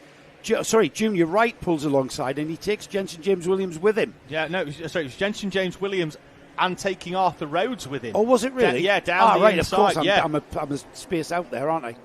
With a good move, JJ Williams coming out the slipstream, Arthur Rhodes just pushing him along as they both take Junior Wright for 3rd place in this Mighty Bambino. Then sliding wide goes JJ Williams. Expect Arthur Rhodes with a bit of a switchback here. Switchback duly complete. He's up into 3rd place. Wow, so Arthur Rhodes has gone from that, what was 5th place in this train, as they're the two leaders, and a change for position as the number 5 Oliver Woodall goes back into the lead. We saw Arthur Bowers leading for a little bit there. Now Oliver Woodall back into that lead of this race overall. The RCE drivers, let's see if they're being caught by who is now Arthur Rhodes in that 3rd place as they come across the line. Let's see what the gap is. It's 1.5 seconds. We'll keep an eye on that as these two. Now, these two are beginning to slow one another down, aren't they? Because they are going to start losing ground to that 3rd place Arthur Rhodes. Yeah, Arthur Bowers in 2nd place. Looks to be, for me, to have maybe a little bit extra in terms of pace at the moment than Oliver Woodall. And as you say, but Woodall certainly had enough to find a way through on on the 99 of Bowers. Yeah, and Bowers is just beginning to drop off his rear bumper slightly now. Now he comes back towards him. We saw Bowers leading for a little bit there, and it was at this point here that the number 5, Oliver Woodall, came back at him. Behind these two, Arthur Rhodes, back with the two Arthurs here, isn't it? Arthur Rhodes is the Kart in third behind these two, and he's just beginning to break away from the Karts behind him. So a lonely third place for Arthur Rhodes before we then get JJ Williams and Junior Wright. But these two are absolutely glued together, and here we get a move for the lead down the inside into turn 1. Now that's a flat out turn on these Mighties, absolutely flat chat, no speed difference whatsoever. Great move, and in working together on that previous lap, they were half a second quicker than Arthur Rhodes, who matched them on the previous lap, but they're half a second quicker. It was a superb move by Arthur Bowers, who I was lucky enough to interview earlier. The happiest, smiliest kid in this paddock is Arthur Bowers, and you'll be able to catch that tomorrow during our lunch break, along with other interviews that we carried out earlier on today on Karting Live TV. Let's see just if he remains smiling as this battle now has kind of settled down a little bit. There's nobody looking that threatening, with the number 5, Oliver Woodall, focusing on the rear end of that 99. His teammate Bowers leading this race with 90 seconds on the clock. They're lapping in 1 minute 10s, so still time for another 2 laps after this one. They cross the line now, so this one and 2 more as we get another run down the inside and a change for first place into turn 1. Great move. This time it's Oliver Woodall returning the favour on Arthur Bowers, almost a carbon copy of the move that was pulled on him a lap or so ago. And Oliver Woodall now leads then from Arthur Bowers as they run down the middle straight here towards Senna 1. We've focused primarily on Mighty as we focused on Coma in the first heat, but just a quick shout out to Hendrix Fallat, who's leading the Coma race by 3.5 seconds. He's gapped the field, disappeared and checked out after a difficult heat number 1 for Hendrix Fallat, which saw him tipped into a spin. He's made amends in heat number 2. Meanwhile, the Mighty battle rages on with the RCE teammates. They've now gone back to Oliver Woodall leading as he took the lead at that turn number 1.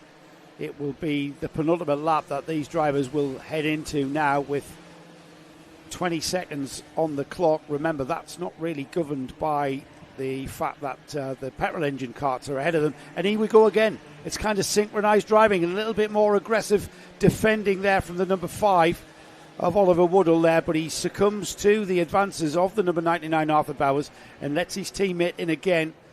We've seen these two pass here many times, David, but this one, I'm not sure the number 5 was kind of too accommodating there. He came together and then he realised his teammate was on his inside. Yeah, he defended too late. But as we cut back to the action, Oliver Woodall is back in front of Arthur Bowers as they swap positions once again, and they're going to run side by side. There's a little bit of contact between the two of them into the Dunlop chicane.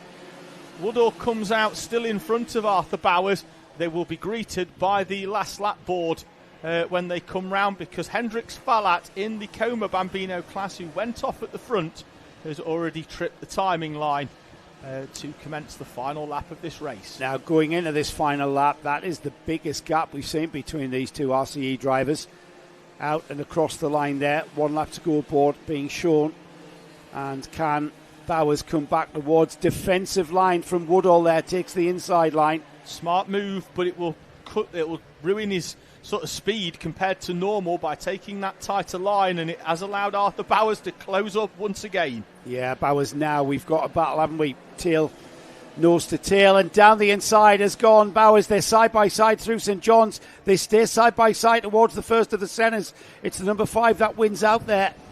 And the cards have been shown from these youngsters. Remember, these are 6 to 8 years old, these drivers. And they race absolutely like they've been racing in Formula 1 for 10 years. Great racing in the Mighty field as we get the C50 checkered flag fly we remain with the Mighty battle and to the Gasworks hairpin, where side-by-side action once again. And was that under yellow? I think it was. Was that move under yellow? I think it was. They've fallen back into line, though, so no harm done, no position gained. But as Joe rightly pointed out, there was a stationary car. Now there's contact between the two of them into the paddock bend as well. Woodall not happy. Bowers will take the victory on track. We'll see how that goes. At least we don't have to make a call on it, Joe. We just get to talk about it. Yeah, we just get to talk about it. Again, provisional results are being called as the carts come across the line. The C50 Bambinos, Hendricks Follett first, Calman Simon second. Sorry, Hendricks Follett first, Calman Simon second, Raythorne third, Jensen O'Connor fourth, Benjamin Shivar next, Tommy Lovejoy, Lanny Eden, Isaac Young, Alfie Ward and Oliver Bullock. The Mike E race finished on the road. Arthur Bowers, Oliver Woodall, Arthur Rhodes, Heath Smith, JJ Williams, Ethan Hume, Junior Wright, Freddie Dye, Arthur Thompson, Noah Brad and Ava Garrett rounding off the Mighty field. Circuit is clear already, and next up we've got Honda Cadet waiting to go out. And if it's anything like heat number one, it's going to be all action in this class. Ronnie Smart, we take the positions from qualifying, not from where we finished in heat number one. It's not start where you finish, it's start where you qualify. So once again, it'll be Ronnie Smart on the front row, Elliot Bourke alongside Joe in what's going to promise to be anyone in the top 10 could win it type of race. Honda Cadet, David, is the gift that keeps on giving, in my view, when it comes to karting. They are really, really close, these drivers. Ronnie Smart, as you mentioned there, only 600ths of a second ahead of Elliot Bourke alongside him. Archie Loveridge, Shailen Srikantan, yeah, have I said that right? Yes, I think I have. Jack Wykes and Noah Clare on the third row. Dexter Petty and Ricky Jr. McIntosh on row 4. Riley Blakemore and Ashton Horsepool on row 5. We've then got Noah Clark and Archie Cannon. Tom Nichols will line up alongside Mason Becker, with Edward Rye and Jane Prakash rounding off top the row 8, I should say. Row 9 is Jaden Patel Scott and Dino Rowlands. Ethan Pearson and Jerry Dufficy, with Reggie Dufficy rounding off the 21 kart field. Honda Cadet 200s are the class that's out next. Now, these are a sealed engine, aren't they? They are sealed by the manufacturer, so there are no shenanigans with tampering, and it's, of course, a standing start. It is. What that does do is it makes super close racing. Yeah. You know, we saw in qualifying, I think the top 16 split by less than a second, the top 4 by a tenth, including 2 drivers on exactly the same time in Archie Loveridge and Shailen Screeton in 3rd and 4th place with 58.01s respectively for the two of them. Noah Clark with a very slow rolling up lap here. It clearly wants the leaders to sit and wait and have that nervous wait as everybody rolls into position. That's Ronnie Smart on the left in the Project 1 livery. Elliot Bourke for Zipkart alongside him. And then on the second row, we've got Zip on one side and Project 1 on the other again. And it's the field. The giants of Honda Cadet Racing. Yes, Project 1 and Zip. And it's great. Again, inter-team battles are just as much fun to talk about as inter-driver rivalry. Here we go then. It's a standing start. The lights go on, the lights will go off, and we are racing. And it's the Zip driver who gets ahead there. But then the Project 1 kart bursts into life as Ronnie Smart does it. It's like he grabs second or third gear and the engine just kicks in that mid-range. Elliot Bourke just tried to come across, so much so that I think it ruined his own start. He's probably driven 4 or 5 extra metres compared to everybody else. Noah Clare with a good start on the opening lap. Jack Wykes is up into 4th place, and that's Ricky McIntosh in the black helmet down the inside of Elliot Bourke, who went off the outside of the front row and will come out of this in 6th or 7th place. He's back down the inside of Ricky McIntosh, and that's opened the door up for what looks to be Riley Blakemore to come through. It is in front now of Ricky McIntosh, and then in the green helmet, that looks like it could be anybody. I've lost who it was. Very, very, very un-Honda Cadet-like is that lead.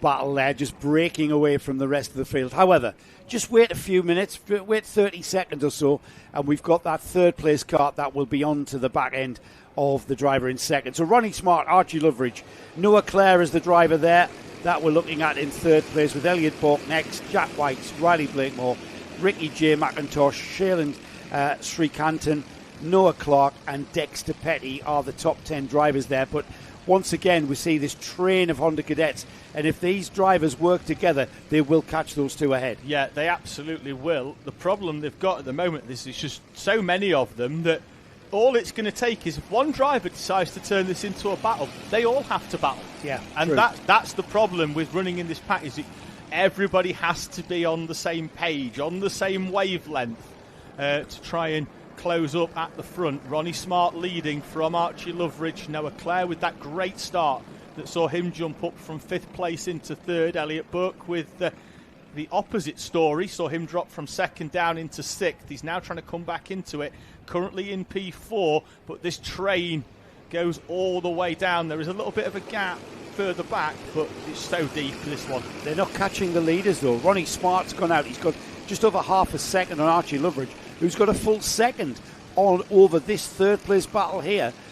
They're not challenging one another. They're not trying to overtake one another. They seem to be working together. And as I say that, down the inside has gone Elliot Bork on Noah Clark, and this is what will stifle them and allow Ronnie Smart and Archie Loveridge to even increase that gap for more than a second. We've got place changes all the way through this train, David. Riley Blakemore there, and down the inside of Jack White, having seen Elliot Bork do the same to Noah Clare in front of him. That's Dexter Petty there in the background. He's down the inside of Shailen Srikantan in 8th place. So Petty up, and that's Blakemore with another overtake in the middle of the horseshoe.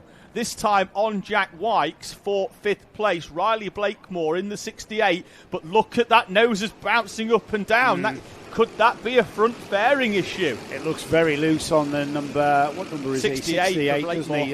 Blakemore there on the blue and white kart there. He's now nestling onto the rear bumper of Elliot Burke. Elliot Burke, the yellow and black liveried. Oh, look at that helmet design there. Is that flames coming off the visor there? That's a great design. He's under a massive amount of pressure as Elliot Burke. He's not going to have. Yeah, it is. It looks like flames coming off the visor. Brilliant design. He's got his attention is completely being overwhelmed somewhat by this kart here, the blue and white kart, moving down his inside and taking that third place. As Riley Blakemore says, right, I'm going to catch Archie Loveridge, the kart ahead of you. You're letting them get away. And if these guys would settle down, David, they might find they close that gap. Let's see what the gap is, by the way.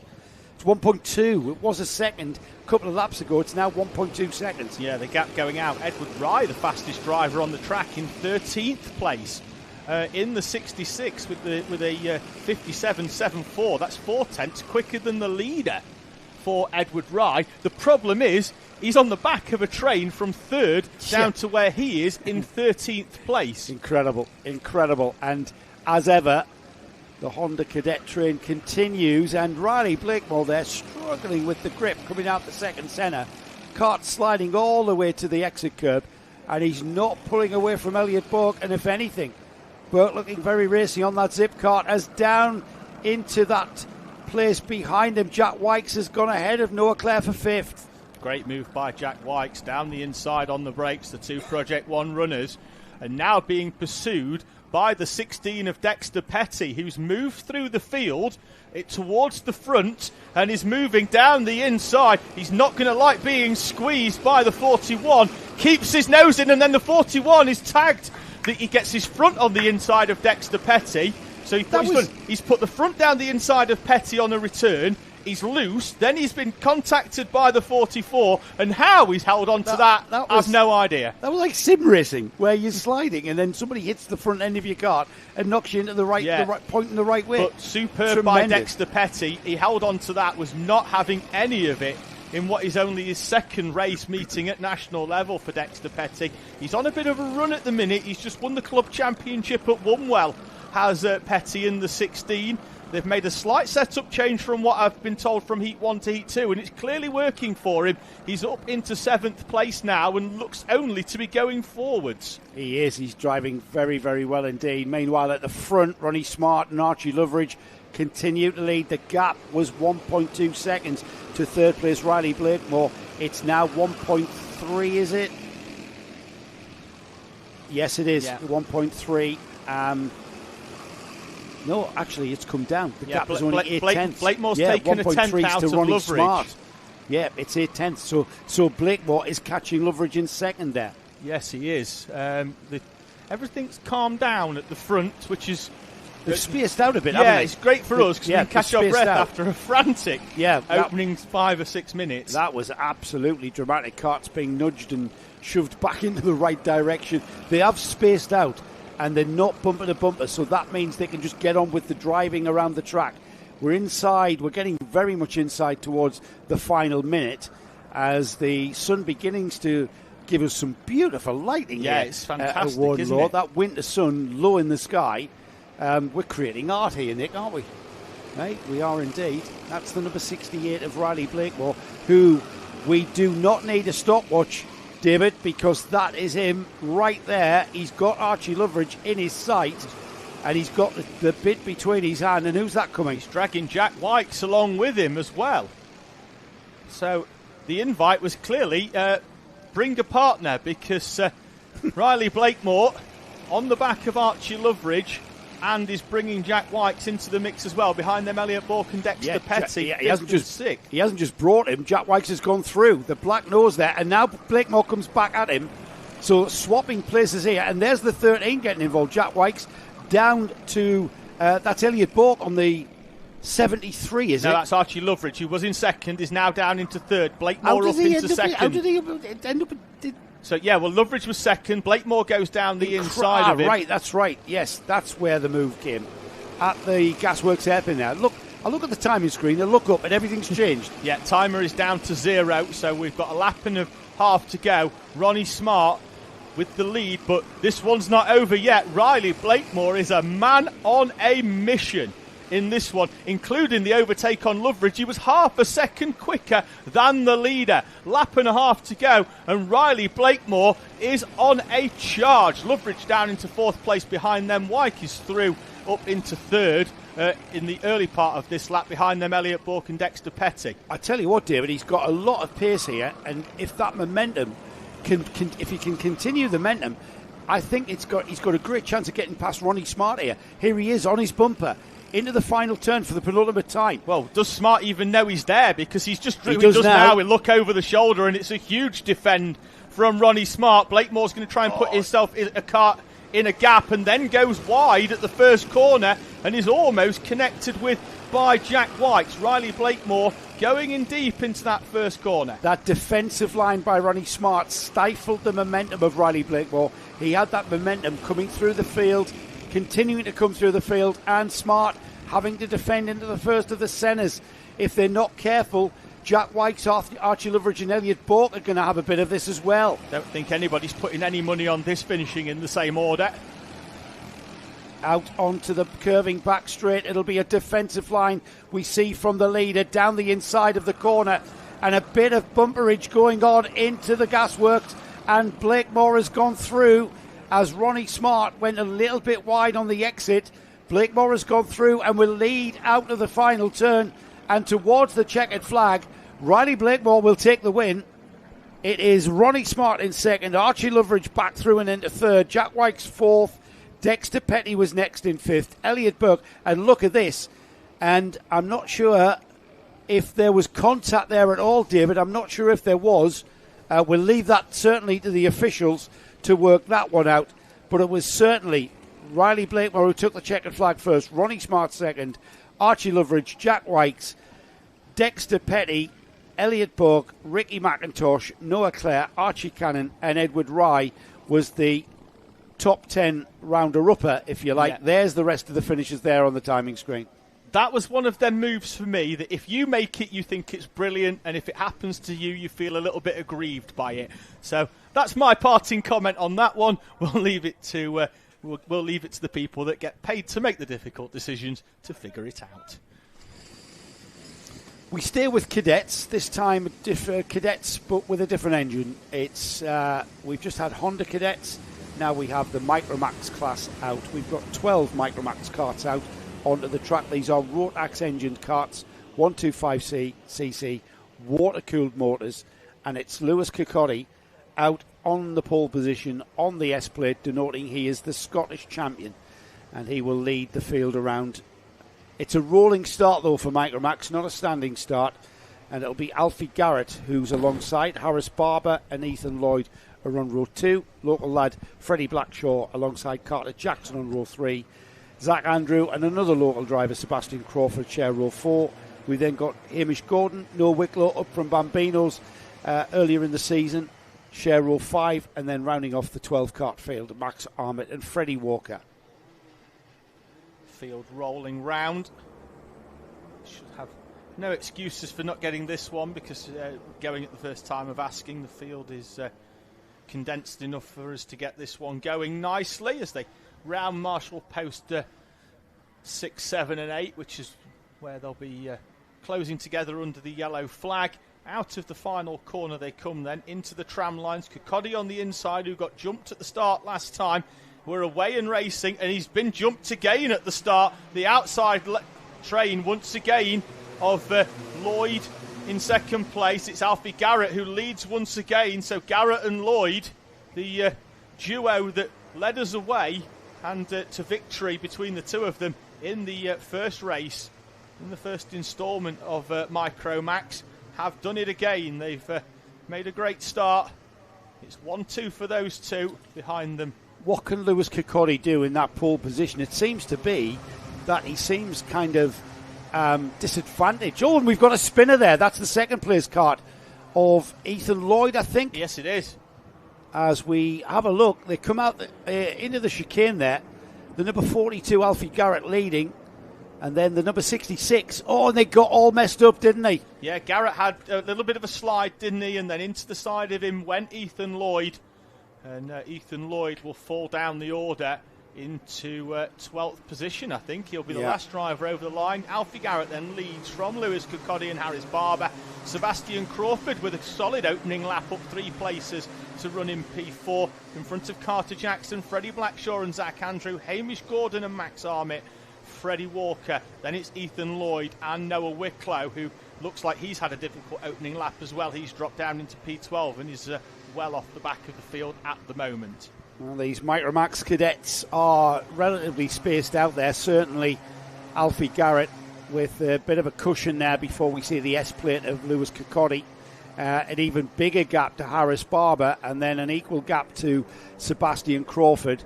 Sebastian Crawford has Carter Jackson and Freddie Blackshaw not that far behind. Maybe, Nick, if we drop back to the 4th place kart there, that's the 77 of Carter Jackson. So the kart just ahead of him, that's the number 16. As we look towards Sebastian Crawford there on the 16 there, just leading this little battle there. That's Carter Jackson and Freddie Blackshaw. Freddie Blackshaw on the ST Racing livery kart. He looks very racy indeed, doesn't he? And if anything, Freddie Blackshaw lost out massively there at the start.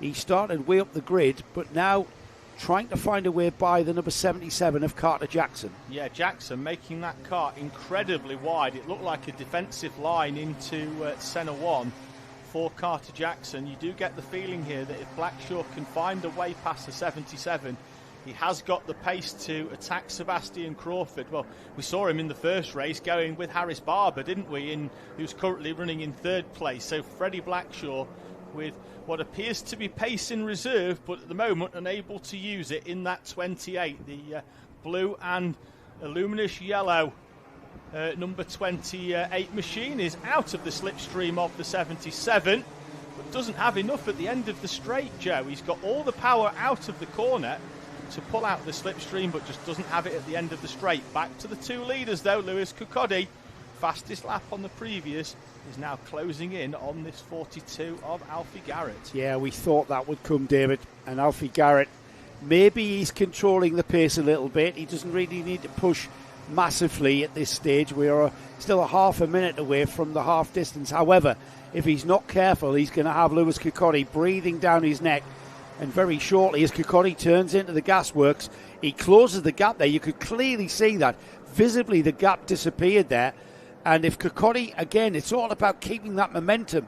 You close the gap, and if you can continue that momentum and just fire past the cart that you've caught, then that will be exactly what you want to happen. What you don't want to happen is that momentum then be stifled and you're struggling to get by, because making that move to get by the cart in front, and this is the situation that Lewis Kirkcaldy finds himself in now as he closes right onto the bumper through St John's, and it'll be down to where he can pass Garrett if indeed he can. Thought he was going to be close enough for the move into centre one. Garrett goes wide and Kirkcaldy's going to look for a switchback, but I think Garrett has it scouted and forced him wide. Remember, in Heat 1, Garrett had Ethan Lloyd to help push him along. The two RCE drivers working well together to pull away from Lewis Kirkcaldy. This time, though, with Ethan Lloyd and Alfie Garrett, I wouldn't say coming together, but Garrett with the half spin in the Dunlop chicane, and Ethan Lloyd had really nowhere to go. There's no wingman this time for Alfie Garrett, no turbo to help him along as two carts work better than one. Now he's under intense pressure from Lewis Kirkcaldy, although I'll be honest with you, Kirkcaldy's cart looks very light on turning. Yeah, it does. It looks like he's absolutely sort of just, it looks like he's sliding that cart around. He's still being very smooth because he's maintaining the pace. You saw on the previous lap, Kirkcaldy sort of, at this point here, he had the momentum to get alongside Garrett, but now that he's stuck behind Garrett, that momentum is stifled now. So he's got to make that lunge or that move, that outbraking manoeuvre to get by Garrett. And Garrett's really good on the brakes, we see there. He's not even having to defend there. Look how quick he is through that gasworks hairpin. Leaning the cart there, leaning into the cart, away from the corner, just to put a bit of weight on that outside edge, I think. If he's even got a choice of where that centrifugal force is putting him. But if anything, this is where Kirkcaldy might be able to have a go as he got momentum.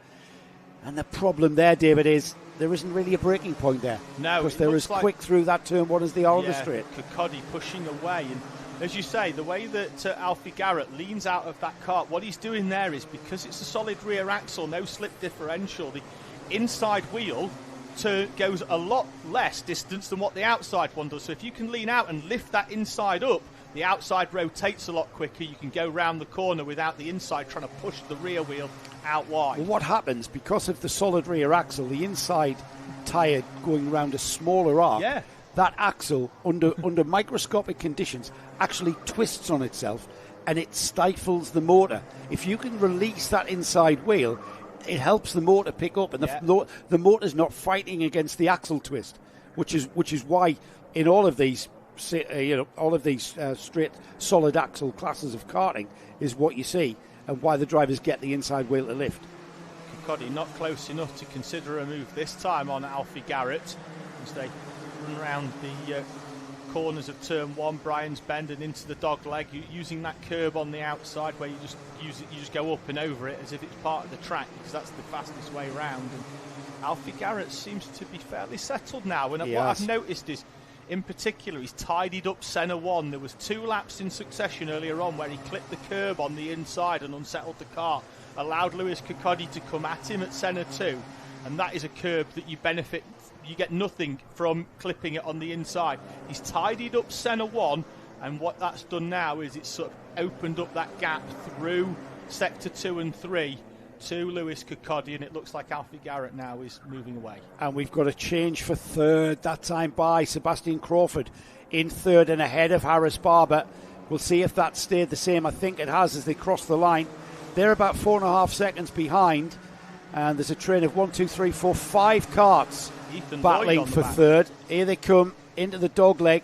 That's Crawford in the black and white cart there, and then the Tony cart of Harris Barber falling behind. He's got a problem. He's got a problem. He's got a problem. Yeah, Freddie Blackshaw just whizzed by him into St John's, but Barber coming back at the ST Racing driver. The Tony cart there, the green and white cart of Harris Barber, struggling, is he? It looked like he had issues with low-end pickup, just coming out the corner, just didn't have any power. Out of the dog leg, he's falling back. He's fallen back massively to Sebastian Crawford. Crawford just checked out. And there's a move down the inside of the 77 as Ethan Lloyd begins and continues that recovery drive. He's the orange and black kart there with the blue helmet. That's the driver that we saw spin off at the chicane on lap 1. Barber set a personal best on the previous lap, but is certainly having a few issues at the moment because, as you say, Crawford got through and gapped him to the tune of nearly well over a second. Yeah, interesting as well. Freddie Blackshaw looking like he's been held up by Harris Barber, and if Blackshaw in that yellow kart there is not careful, the orange kart behind him of Ethan Lloyd is going to continue on that recovery drive. We're on the final lap, by the way. Alfie Garrett and Lewis Kirkcaldy. Alfie Garrett getting a bit of a cushion there of 3/10. That's perhaps the biggest we've seen. They're just ahead of Sebastian Crawford, who's not, if anything, Crawford catching the two karts ahead of him. Meanwhile, the number 42 here, Alfie Garrett with Lewis Kirkcaldy into the final turn. And it will be a fine win indeed for Heat 2 for Micromax for Alfie Garrett. Lewis Kirkcaldy there. The chasing Sebastian Crawford finishes in second. And then we had a 3-wide finish at the flag there for 4th, 5th and 6th. And it was Harris Barber by 0.03 of a second from Freddie Blackshaw. From Ethan Lloyd. And then Freddie Blackshaw a further 0.12 of a second behind in 6th. So that's Garrett Kirkcaldy, Sebastian Crawford 3rd, Harris Barber, Ethan Lloyd and Freddie Blackshaw literally side by side, with Carter Jackson getting involved as well for 7th. Hamish Gordon was 8th, Noel Wicklow 9th, Zach Andrew 10th, and then we had Max Armott and Freddie Walker rounding off the 12 kart field. Just having a quick look into the live chat. Someone's asked when Junior Road Tax is on. Well, sit tight. We've got Intermax up next. Then it's Junior Road Tax Heat 3. That's Group B versus C. Junior Road Tax Primo. And then the day will be rounded out here by Senior Road Tax Heat number 2. But don't worry. We'll be back tomorrow morning to do it all over again. Yeah, not quite finished yet, David. We've still got a bit of racing to go, and we've got a lot of racing to go when you consider what's out next. Intermax. That man, Max Jolly, who was the winner of Heat 1. It was a very dramatic Heat 1, wasn't it, with all sorts of things happening, with penalties for jumped starts and the like. That was Leo Livings who had a jumped start in the first heat. We'll see if he can get it right this time. He starts alongside Max Jolly at the front of the field. Ryan White and Oliver Barton are on the second row, with Oscar Roach and Jackson Hilton on row 3. Then we've got Soren Gallagher and Thomas Jackson on row 4. Lewis Stewart and Logan Stanley Jones are on row 5. Blair Smith and Hugo McCluskey 6. Ella Dixon and Eli Rideout are on row 7. And then rounding off 16 karts into Max Field is Hakeem Batt and Adam Batt. So Leo Livings, who won the race on the track but was demoted to P5. Let's see whether he can do it all over again. Here they come across the start to take the beginning of this race, and it is a start indeed. And side by side for Max Jolly, it's Leo Livings losing out there, having to go around the inside. That's allowed Ryan White into second, and now we've got a race, haven't we? Yeah, Max Jolly from Ryan White and Leo Livings. Oscar Roach is up into 4th place at the start. Oliver Barton falls down a place, and Leo Livings wastes no time in retaking the second place berth away from Ryan White. White then drops down into 3rd. He's immediately under pressure from Oscar Roach in the 196 in the predominantly pink suit. Yeah, Oscar Roach there just giving Ryan a little bit of an encouraging nudge there to get on it. There's a move down the inside of, I think Roach was caught napping there. And I'm not quite sure who that was that came down either side of him. That was Oliver Barton from a million miles back. It really was, wasn't it? Absolutely. Meanwhile, Max Jolly and Leo Livings lead. Ryan White stays in 3rd. Oliver Barton, Oscar Roach, Soren Gallagher was one of those drivers involved. Thomas Jackson, Blair Smith up 3 places to 8th there. That's Lewis Stewart in 9th, and Jackson Hilton's lost 4 places there and drops to 10th spot. Leo Livings looks to be on a bit of a mission here, Joe, because immediately past Ryan White on the opening lap to retake second place, is wasting no time in towing up onto the back of the 114 of Max Jolly in the colours of Hunter Motorsport as they run up towards the Gasworks hairpin. A do get the feeling, though, Livings is going to have a couple of laps of trying to push Jolly away so that they don't invite Ryan White back into this one. Yeah, now remember, Leo Livings did the job on Max Jolly on the last lap. It meant nothing because of that 5-second penalty. It means everything now. There's no penalties involved at all with this one. This is a straightforward race for the lead. It's Hunter Motorsports, Max Jolly and Synergy's Leo Livings duking it out. Very early stages though, David, 6 minutes remaining. And whether or not these drivers are, we're seeing what we usually see with youngsters managing their pace together and trying to gap themselves to who at the moment is Ryan White in that third spot. Yeah, such is the pace of Leo Livings, particularly at the start, having the confidence to dive down the inside on lap number 1. Could he have gone a little bit higher on tyre pressures? It's a lot cooler now than what it was when these drivers were last out on track. And I know that makes a big difference, particularly in getting the tyres up to temperature early on. It could, though, send them over a cliff. Later on, them tyres could go off. But at the minute, Leo Livings charging onto the back of Max Jolly. He sets the fastest lap of the race, does Livings, but he's not close enough. Yeah, no scores bouncing around on Max Jolly's car. That's nothing to be perturbed, as they are mounted quite sort of loosely on rubber, so that they do take up the vibration. He is certainly comfortable. Max Jolly very, very comfortable at the head of any kind of field of Intermax karts. He has just moved up from Micromax, hasn't he, as Max? Yeah. And still got a lot of experience, certainly in this position of leading a race. However, likewise as Leo Livings. He's got a strong team behind him in the form of the Synergy team. They are very, very adept at putting out and bringing youngsters on in this sport, as these two absolutely duking it out. Meanwhile, behind him, Ryan White, who's in a bit of a lonely spot there. He's got about just over a second gap to Leo Livings, but he's got just under 0.8 of a second to Oliver Barton. Behind Barton, half a second to Oscar Roach, 0.4 of a second to Soren Gallagher, and then just under 0.8 to Lewis Stewart in 7th. So a bit of a spaced out Intermax heat number 2 for these drivers. Yeah, certainly is. Leo Livings, who probably one of the best overtakes I've ever seen from a driver was Leo Livings on his gear-up teammate at the time, George Schweier at Landau in 2023. A superb move into the final corner on the final lap of the final to win the race. From around about 4 kart lengths back, Leo Livings. So he's a driver that certainly knows how to get the job done when it comes to making an overtake. At the minute, I feel that he's biding his time somewhat. You kind of get that feeling, don't you? We're inside of 3.5 minutes, so still a chunk of time for these youngsters, sort of matching each other in where they place the kart on the track there. Literally in the wheel tracks of Max Jolly is Leo Livings. Ryan White trying to find something, the Project One driver, just trying to find something in the toolkit to get himself on terms to those drivers ahead of him.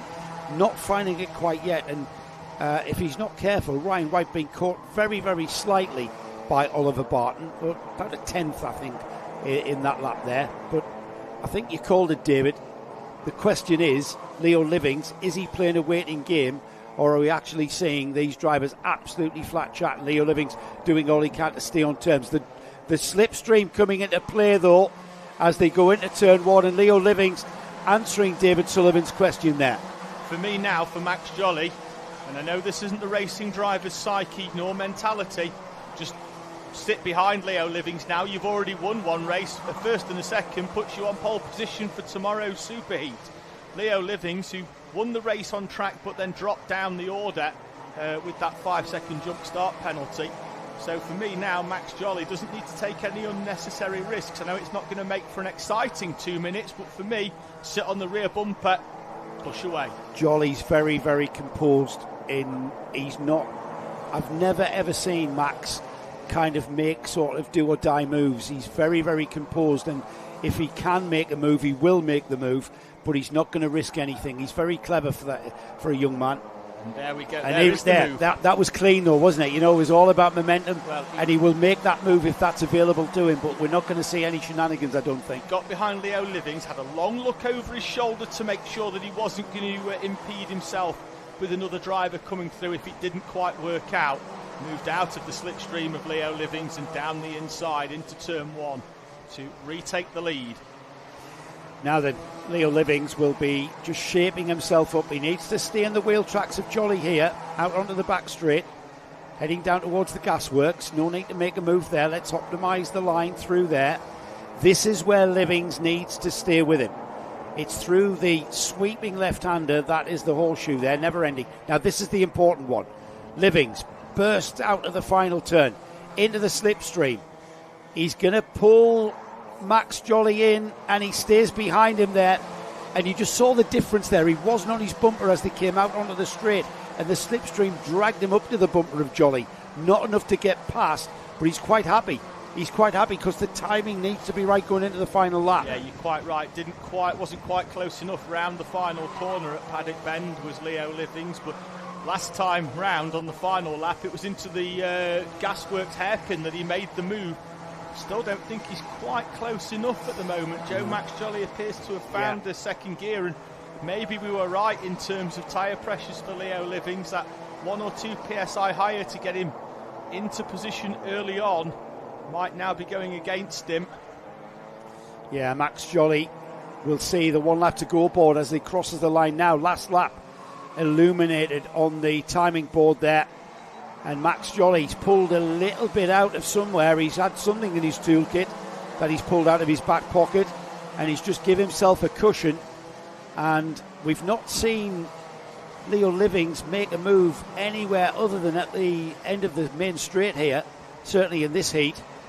So whether or not he can, he's certainly there, isn't he? The momentum bringing him alongside the rear axle of Jolly. Jolly knows exactly where Livings is, and this is where, if anything, Max is going to have to defend. Yeah, Jolly parking the kart well thus far on this final lap, does exactly the same into gasworks. Livings trying the switch back, but the door firmly closed by Max Jolly, who spent half of this final lap looking back at Leo Livings in order to park that 114 Hunter Motorsport machine exactly where he needs to. He's done it textbook as Max Jolly wins the second heat from Leo Livings. Pole position for Max Jolly, certainly, in tomorrow's superheat as the rest of the field come through. It was a hard-fought battle that Max Jolly takes the win. Leo Livings, a fighting second, very much bodes very well for tomorrow's trophy hunting, doesn't it? Ryan White, a solid and lonely third place behind them. Oliver Barton chasing down Ryan White all the way at the very end there in fourth. Oscar Roach fifth. Soren Gallagher sixth. Lewis Stewart seventh. Thomas Jackson eighth. Blair Smith ninth. Then we had Jackson Hilton rounding off the top 10. Just outside that, we've got Hugo McCluskey, Logan Stanley Jones, Ella Dixon, Eli Rideout, Hakeem Batt and Adam Batt round off the 16 kart field. So as the final runner, Adam Batt makes his way back into the pit lane. We can see the final instalment today of Junior Rotax. It's Heat B versus C. And it's Lewis Subner in the 238 on the TB chassis for X-Kart, who will go off pole position. Zane Kuwaker, who had a good run in his first heat until it all came to a disappointing end on the grass on the outside of Senna 1. We'll start this one once again from the outside of the front row. Alex Goodson and Oakley Garthwaite on row number 2. Harry Freeman and Riley Bishop on row 3 in front of Jensen Pritchard and Ewan House. The top 10 completed by Hasnan Khan and ST Racing's Charlie Vary. Then it's Jensen Chalk in 11th, Charlie Benson in 12th, Lloyd Palmer and Marcel Popperculler on row number 7, Scott McDowell and James Kell on row number 8. Row 9, Oliver Fabricius and Gregor Reed, Maya Simpson and Alfie Lambert in 19th and 20th respectively, in front of Elliot Surtees and Bella Brown. Then it's Lewis Holt and Oliver White, Finlay Smith and Melissa Adrian, Kieran Stewart and Logan Lauder in front of Matt Scott and Mark Arthur. The field completed by Emma Leckie and Tyler Richardson. Well, here we go. Junior Rotax, always full of drama and intensity. And this is bound to give us exactly what we ordered, David. They've been very entertaining so far. Lots of drama and intensity, certainly in the previous heats. Well, certainly at the start of the previous Junior Rotax heat, we couldn't get them off the grid because of that intensity. The drivers just just eager to get on with it. Let's see if this batch of junior drivers can do it. We're still well strung out. Whether or not we'll get, I think we'll probably get another time by, actually. We are formed up by the time they get to the final turn there. It's whether they power down too early, which was always the problem earlier on. I'll be amazed if they let them go. Is the problem again. Race director Dan Ashton's pet hate, having been in the box there with Dan at some Warden Law events, his pet hate is for the drivers to accelerate too early. We saw that with the two drivers at the front of the previous heat. We're seeing that right now. Lewis Sumner and Zane Quaker doing exactly the same as we've seen, to the chagrin of Dan Ashton. Well, Quaker was one of the two drivers that was given a penalty for failing to obey start signals. It didn't matter in the end, unfortunately, for the driver of the 222, who goes off the outside of the front row once again as he retired from his first heat number 2 for our junior Rotax, as it's a two-thirds format. We have 3 heats, of which our drivers take part in 2 of them.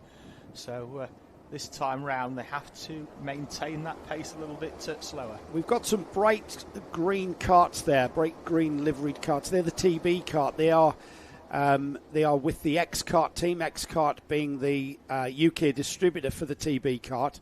Now, the TB kart is not an OTK brand, is it? It's a completely different manufacturer. You get a lot of differently, the Lando kart, the Carlos Sainz kart, the Tony kart, of course. But more of that later, as we hopefully will get things underway. And who is that sneaking into the lead of this race? Quaker is that leads. Quaker? Yeah, Quaker leads. Garthwaite looks like he's up into second. Is it? No, it's Alex Goodson with a good start. Cracking start to his junior Rotax journey. Alex in only his second heat in junior Rotax, and showing that he's very much at ease at the wheel of this faster kart there. The orange helmet, Charlotte Goodson watching in from her uni digs in Reading, Charlotte being Alex's sister, as Quaker being chased down now. Look how close they are. It's the 2 TB karts in 3rd and 4th. We'll get an idea of who they are when they come by and click by the timing beam as they come out of the final turn there and head across the line. It's the number 222 of Zane Quaker. Alex Goodson second, Lewis Sumner and Riley Bishop are in 3rd and 4th, and that's Oakley Garthwaite with Jensen Pritchard not far behind Garthwaite as well. Yeah, that's correct. Timing in the box is not, and on the screen actually, is not 100% working. It's not adding laps, but Emma Leckie shows the leader, but she's in front of us, putting a new spark plug in the 294 kart. They had a problem in order to plug up on the rolling up lap. But it's Zane Quaker leading then from Alex Goodson, and it's the duo of TB karts of Lewis Sumner and Riley Bishop. Here we go then. It'll be 2 laps completed now, and Zane Quaker, relatively comfortable leads over Alex Goodson. I say comfortable. Alex Goodson chasing him down now. A little bit of management coming in. These guys are flat out on these junior Rotax karts. Into turn 1 then for the second time. Sveker, Goodson, Sumner, Bishop, Oakley Garthwaite, Jensen Pritchard, Hasnan Khan, another driver in 7th place there, who's making his junior Rotax debut. And it's only Hasnan Khan's first ever day in a Rotax kart, and that's him there just on the back end of this train, and he's really getting mucked in, isn't he? Yeah, 1 practice this morning before qualifying, and he is... I think he qualified 7th or something. Brilliant. Well, he was very good on an Intermax kart, but he's really loving this faster kart there, and a duck to water is the term that comes to mind. That's the bright yellow helmet just at the back end of this train, and that's the train for the lead, actually, when you think about it. Yeah, he's on the tail of that. There he is, that bright yellow helmet. As there's a radiator flap adjustment in 4th place for Bishop. In front of him, though, down the inside for 2nd place on Alex Goodson goes Lewis Sumner with a great move into turn 1. Now, this is where the experience of the faster junior Rotax karts will come in.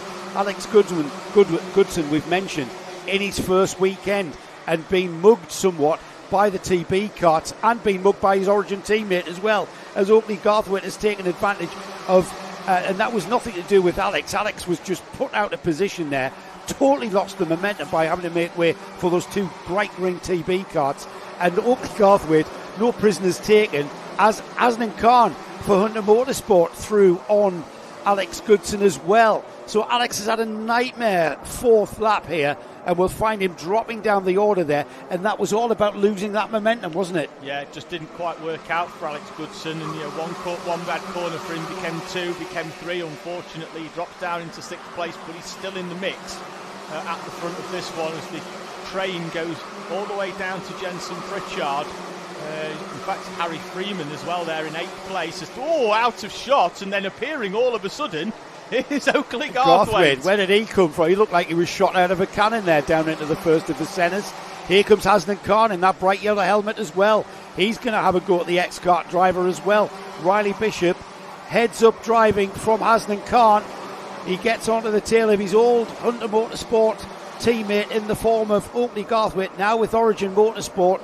It's the inter-team rivalry there in the northeast that's coming into play in Junior Rotax. Meanwhile, Zane Quaker is absolutely being able to take full advantage of this, is Zane, and he's off and away and building a gap as best he can. So are Origin running, are they on the Carlos Sainz chassis? It looks black, so that's why I'm asking. I'm not sure. It's a good question. Yeah, I'm really we'll not find sure. out. Obviously, I know that they are somewhat out of a few drivers out of Hunter Motorsport going to Origin Motorsport, and Hunter being the importer for the Carlos Sainz CS55 chassis. Yeah, I'm not sure. That could be a good call, actually. Into the gasworks, and this is a really cracking battle. The team battle being led by Ultimate R at the moment, though, with Zane Quaker leading, Lewis Sumner for X-Kart second, and then that's the battle there for third. Oakley Garthwaite, Asnan Khan, Riley Bishop, Jensen Pritchard and Alex Goodson have swapped positions as well, as Khan looking very racy indeed, doesn't he? He looks like he's about to have a go at Oakley Garthwaite. Now, we know how quick Garthwaite is around here on a Junior Rotax. Asnan Khan new to the Junior Rotax, however, Asnan Khan knows this place like the back of his hand, and Asnan just getting to grips with the different vagaries of performance in the Junior Kart, which is more grip and more power, which I'm pretty sure he'll be is adapting to very readily. And remembering that the rear end of your kart is a lot wider than what it used to be down the inside. Down the inside. You know what? That is brave. That is brave, because you are going into that corner massively quick. And Garthwaite losing out as well to the X-Kart driver. Who is that? Bishop, isn't it? Yeah, yes, right. it is. Riley Bishop so taking Bishop's back up as well. Asnan Khan in what Joe tells me is his first weekend in a Junior Rotax. First day. I don't believe that 1 minute. He's driving this like he's done it all season. Asnan Khan in the 218 there in the bright yellow helmet, clearly lying to make friends when it comes to telling us that he's never been in a Junior Rotax before. I know it is, but I don't believe it. I know. I can't believe it. It's hard to believe. He looks very, very at ease there. Not only has he passed other drivers, but he's now catching the two leaders. And that's Riley Bishop hanging on to that rear bumper of Asnan Khan. Lewis Sumner is the green kart ahead, and then the Origin white kart, the Ultimate R of Zane Quaker. He's having a great drive here. He's just having a ball, just being able to have his own race, stay ahead, keep on the pace, yes. But here they come. Here's Asnan Khan coming, and he's bringing Riley Bishop with him. 4 different teams in the top 5 places, and more to contend with for the leaders as well, because Emma Leckie, who came into the pits and had a spark plug change and went back out on track, is being caught by the leaders. Lap traffic to contend with potentially for the top 5. Behind them there's another train of 5 that are going toe to toe now. They've fallen away, but it's everybody down from Goodson to Popical are going toe to toe for 6th down to 10th. You'll see them in a minute in the background there, just all squabbling as well. I think that's Emma pulling off quite sensibly, pulling off, not wanting to play a part. The leaders are coming together. It's going to be 2 more laps. The 222 of Zane Quaker leads, but the gap has gone down to 0.3 of a second to Lewis Sumner. Lewis Sumner has got half a second on Asnan Khan. 0.3 of a second. It's not even worth mentioning is the gap between Khan and Bishop there. That's the lead battle. They're all coming together. 1, 2, 3, 4, 5 karts now. Sumner's going to really benefit now, particularly down the back straight, from a little bit of slipstream from Zane Kuwaker in front. I don't know whether Kuwaker's going to feel the need that he's going to have to defend. Certainly not this time into Gasworks, but the top 5 nose to tail. 1 lap to go in Junior Rotax Heat 3. Here we go. Who could have asked? This is a grandstand finish. I know you've got to be a certain age to even understand what that means, but it's a grandstand finish to this second heat for Junior Rotax. Here they come into the first turn for the final time then. Quaker, Sumner on the bright green kart there. They're into the dogleg section here. They'll use all of that exit curve. Clatter across the curb. Khan gaining ground on Sumner. And if anything, Khan, in that orange, blue and black livery of Hunter Motorsport, is going to look very racy indeed on the rear end of Lewis Sumner as they come out of the second centre. Time and opportunity running out for Khan in third. Out onto the back straight there. The bright yellow helmet of Khan. He's just dropped a little bit off the back of Sumner.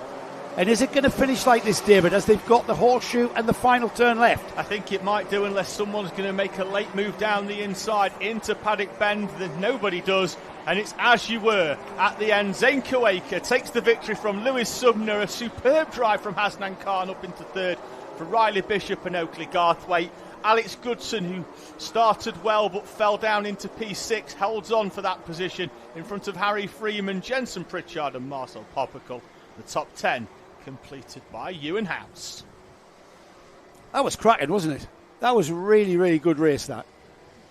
And that when all of the groups come together in the fastest of all 3 groups, because we were missing some of the faster runners there. Yeah. We're missing Daniel Minto.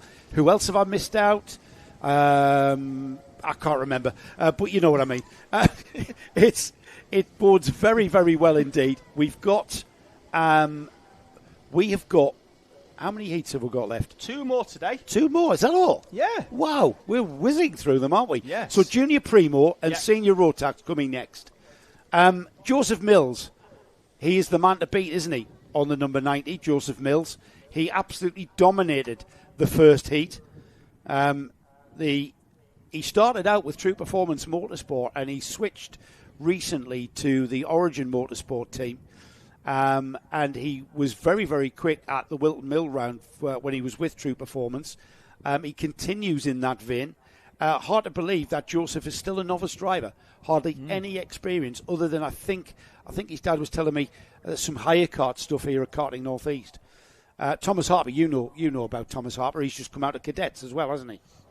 Thomas Harper, who's had a bit of time in cadets, has raced Tillotson, has attended the Nations Cup for the last 2 years as Thomas Harper in the Tillotson T4 Nations Cup. A bit of a shout out actually, because Thomas and his dad allowed my lad to race their Tillotson Junior at Shennington a few weeks back. My lad's first opportunity to race in a junior chassis. I think he did well for himself actually that weekend. There was 8 runners. Heat number 2, he went from 8th up to 2nd and then made a bit of a mistake. But against drivers that were 15 and 16 for a lad that was 2 weeks after his 12th birthday, I think he acquitted himself very, very well to junior chassis. Yeah, pretty good. So yeah, thank you to Thomas Harper and his dad Andrew for allowing us and giving us the opportunity to race their kart that weekend. Great stuff then. Joseph Mills and Thomas Harper, they're the 2 drivers that will head off this field of Junior Primos. Junior Primo, that's exactly the same karts as what we've just seen out, performance-wise. They are the 125cc water-cooled Rotax engine. Same tyres, same chassis, same everything, same performance level. The difference is basically in age here. This is a 12 and 13-year-old category for drivers with less experience. It's a transition into Junior Rotax, and it's a fine proving ground here as the winner of the kart championship for 2024, Daniel Hartley. He's moved into Junior Rotax and he's proven to be inside the top 10 pretty regularly, and serving an apprenticeship. We talked to Daniel's dad about the benefits of starting in Junior Primo here in the kart championship, and it's got to be said. I like to see sense. it. You hit the nail on the head there with an apprenticeship. They're gaining experience. Sometimes it's all well and good, effectively going straight into junior, straight to university, learning everything you want, but then you've got no experience when you come out of it, and that's why I think Primo is an absolutely perfect stepping stone for our drivers that are just coming out of cadets. You've got plenty of time in juniors. You've got 12 to 15. There's enough years. It's a lot of time. 5 years, isn't it? Yeah, effectively, depending on where you sit in the sort of your birthdays and stuff like that, and your weight and your height, because there's a lot of permutations now. But you can certainly now, I feel, a year in junior primo is going to probably do you more benefit than it would harm. Do the learning, and then get yourself up into junior Rotax for the second season. So Alfie Forrester is the orange kart there, the orange and white kart there. That's just moving off. Alongside him is Zach Kane. They're on the second row of the grid. Alex Forsyth and Cooper Campbell-Lees are on. They're the drivers on row 3. Row 4 is Tyler Davis and Lewis Gilbert. Row 5 is Thomas Butcher and Ronnie Legg. Row 6, Jensen Cook and Jack Moss. Row 7 is Elijah Hartley and Cameron McNeil. Row 8, George Johnson and Noah Jones, with Dominic Darling and JJ Plowman on row 9, and then rounding off 19 karts in this junior primo heat is Matthew Clark. Yeah, Clark, who qualified on the front row this morning, but then had his time removed for an unknown reason, but it's a technical reason, wasn't it? For a technical reason. In that the kart did not meet the requirement of the scrutineer. I would imagine, as Alfie Forrester is off the track on the rolling up lap, dragging his kart back on. Alfie Forrester from third place, the inside of the second row, which put him in second place for heat number 1, and that is on the exit of St John's. And that's just cool tyres, isn't it? Yeah, and he's gonna have to go off the back, Joe, because the field are within the yellow flag zone from Marshall Post 6. Oh, terrible look there. And if they get this race underway, Alfie will just spend his race getting onto the back of the field. They get away at the start now, and that's Thomas Harper on the outside. It's the Origin Motorsport of Joseph Mills, and Harper does it again. Harper's held on. We've got 2 and 3 off in the background. Sorry, Joe, but there was carnage further on. We've got 7 or 8 karts off the track. Harper slides wide. He doesn't slide wide. He gets nudged wide by the 89 of Alex and Forsyth. Then there in the middle. And that's a concertina effect, isn't it? Cooper Campbell-Lees, who was the driver in the 11, who was up in the air. We've got Zach Kane off the track, and he appears to be in a little bit of discomfort. We've got another driver off as well further down the track that don't think anybody's noticed up towards the dog leg. But Zach Kane is in a little bit of discomfort, and we've gone to a Battenberg flag. The race is neutralised under effectively a safety car, which will be led by Joseph Mills at the front. We might get a chance to see something further on. Yeah, more action at the gasworks there as Dominic Darling. A bit of a messy, all right, it's 12 and 13-year-old junior Rotax drivers lacking a bit of experience, and with incident aplenty there, we've gone to a Battenberg. Now what that means is that the leading driver, who happens to be Joseph Mills, will effectively become like a safety car. It's like a virtual safety car you might be more familiar with in Formula 1. And Joseph Mills doing a fantastic job there. That's the sort of pace you need. Half race speed during the Battenberg. A little bit quicker than how you start the race, but that'll do. That's good. We've got the field now lining up in line astern order in the way that they came around on that first lap. And basically when we get the karts cleared, the track neutralised, and get everything in order, we'll go green when the race director, Dan Ashton, is happy with how things have been addressed, and they will basically go to a restart where Joseph Mills will be first across the line when he sees the green flag. Yeah, it'll be single file, and similar to the normal rolling start, the acceleration point is around that yellow line, around about 25 metres before timing. Drivers were told this morning that they are not to be alongside each other after Battenberg. They have to be a full kart length back. And importantly, David, the clock continues to tick. Important because the more we stay under these neutralised conditions, the less race we have to basically affect. And we've got karts off at the tail of this field, and I'm not sure why. That's Ronnie Legg with the bright orange helmet, who's gone off the... he's gone through the Went through the D there, through the unused D. The unused chicane. I don't think I've ever seen that used before. Drivers that are off at the end of the first lap. We've had Zach Kane and Cameron McNeil are the two drivers whose karts you could see one of in the background. That's Zach Kane's kart. He is still in discomfort. I think he'll be heading towards the medical team. Luckily, he's able to get up and walk, so we don't need the ambulance on track. But he is... I get the feeling he's seen better days, Joe. Yeah, he got a bit of a bash there, didn't he? The only time I've seen the D used when we used to have a Christmas gathering here, and we ran races back in the early 2000s where we would change the configuration of the track for each heat. Oh, I do like that. And we raced through the day. I was in at that meeting as well, and you would came out the dog leg. And instead of turning right, you went straight onto the chicane. And muscle memory, as you come out the dog leg, muscle memory was to turn right. And I quickly stopped myself turning right and went straight onto the chicane. Fast. That configuration was very fast. I wonder if here we go. I wonder if we're going to go green. We've got karts recovered to way off the track. We've got drivers recovered, more importantly, I think we are. to behind the barriers. And I think we are going to go green. Green flag is waved. And Thomas Harper onto the rear bumper of that second-place kart of Alex Forsyth, trying to find a way by.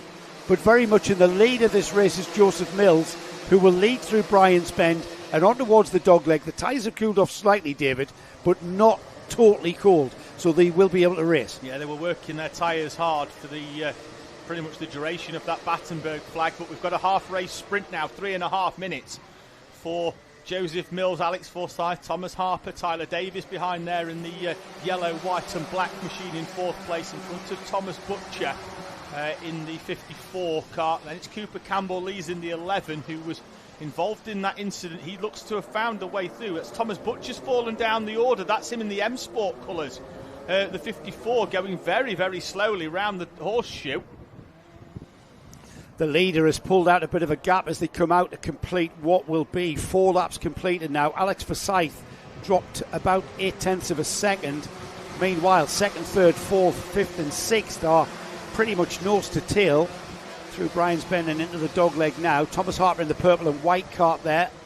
The Lando Norris overalls of Alex Forsyth on the number 89.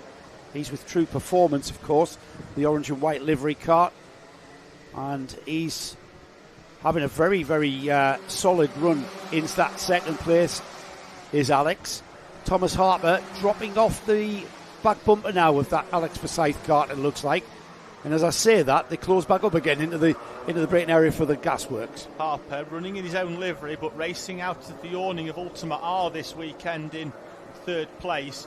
Front of Tyler Davis, Cooper Campbell-Lees and Dominic Darling in the 47 off the back of this train of 6 drivers. Behind them now, it was Thomas Butcher leading the train. It's Matthew Clark for Hunter Motorsport in front of Alfie Forrester, who's recovered back up to 8th place after starting the race in last after the spin on the outlap. Thomas Butcher in 9th, Jensen Cook in 10th. Here they come then into the first of the centres, into the second centre. It'll be the run up to the chicane. Joseph Mills, almost a second now the gap between first and second. And if anything's going to happen, as things beginning to, for want of a better term, stagnate, it's calmed down, I think, is a better term. As the number 47 there of Dominic Darling now coming up to the tail end of Cooper Campbell-Lees. And if anything's going to happen, it's going to be there at the tail of this field there. And as I say that, everybody filing through turn 1. We've got a minute on the clock, though, David, so we're probably getting towards, 2 laps? 2 laps, I think, is going to be the call. They'll get round before the timer lapses, that's for sure. They're doing 52s, and we've got 52 on the clock. The leader exiting Senna 1 now as we speak, with a gap of around about the second back to Alex Forsyth in second place. So they'll have 2.5 more laps at the moment. Forsyth in that second place. Thomas Harper, who had fallen away, set the fastest lap on the previous race. And as you can see, Joe is right on the back now of Alex Forsyth for second place. Yeah, he's coming, isn't he? Thomas, bit between his teeth.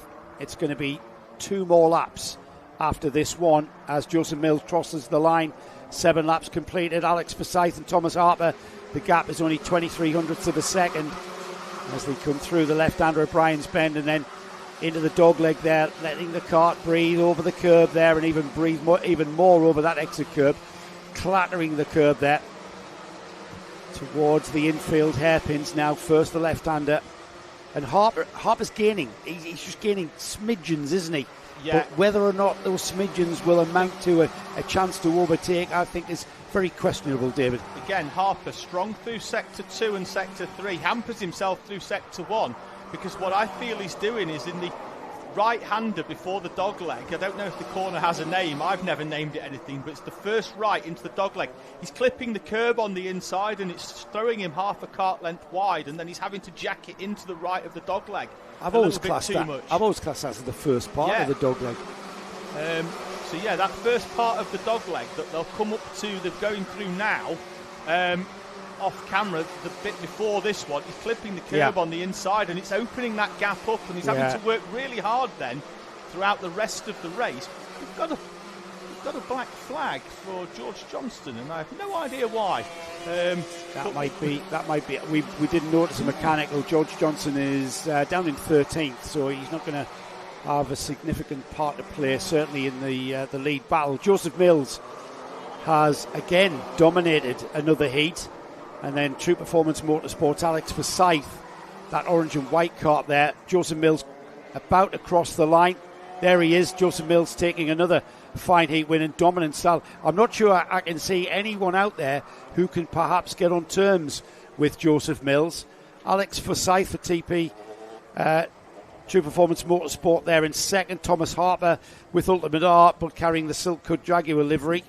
Tyler Davis in fourth, Cooper Campbell-Lees in fifth, Dominic Darling in sixth, Alfie Forrester seventh, Matthew Clark eighth, ninth is Thomas Butcher, and rounding off the top 10 there was Jensen Cook. Yeah, I don't want to sound too cliche with this, Joe, but I think the only person that can beat Joseph Mills this weekend will be Joseph Mills. Yeah, good point, David. He's got to keep his head at the front, but he's just got to wake up tomorrow with the right mentality. I think he's got the measure of this junior primo grid here this weekend, a circuit that he is very familiar with, but we'll see how he goes tomorrow from pole position for the pre-final tomorrow.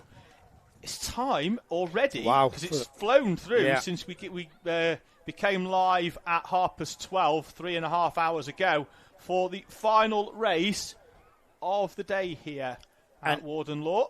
Well, it's the Senior Rotax second heat. Senior classes brand new to the Kart Championship in their winter series.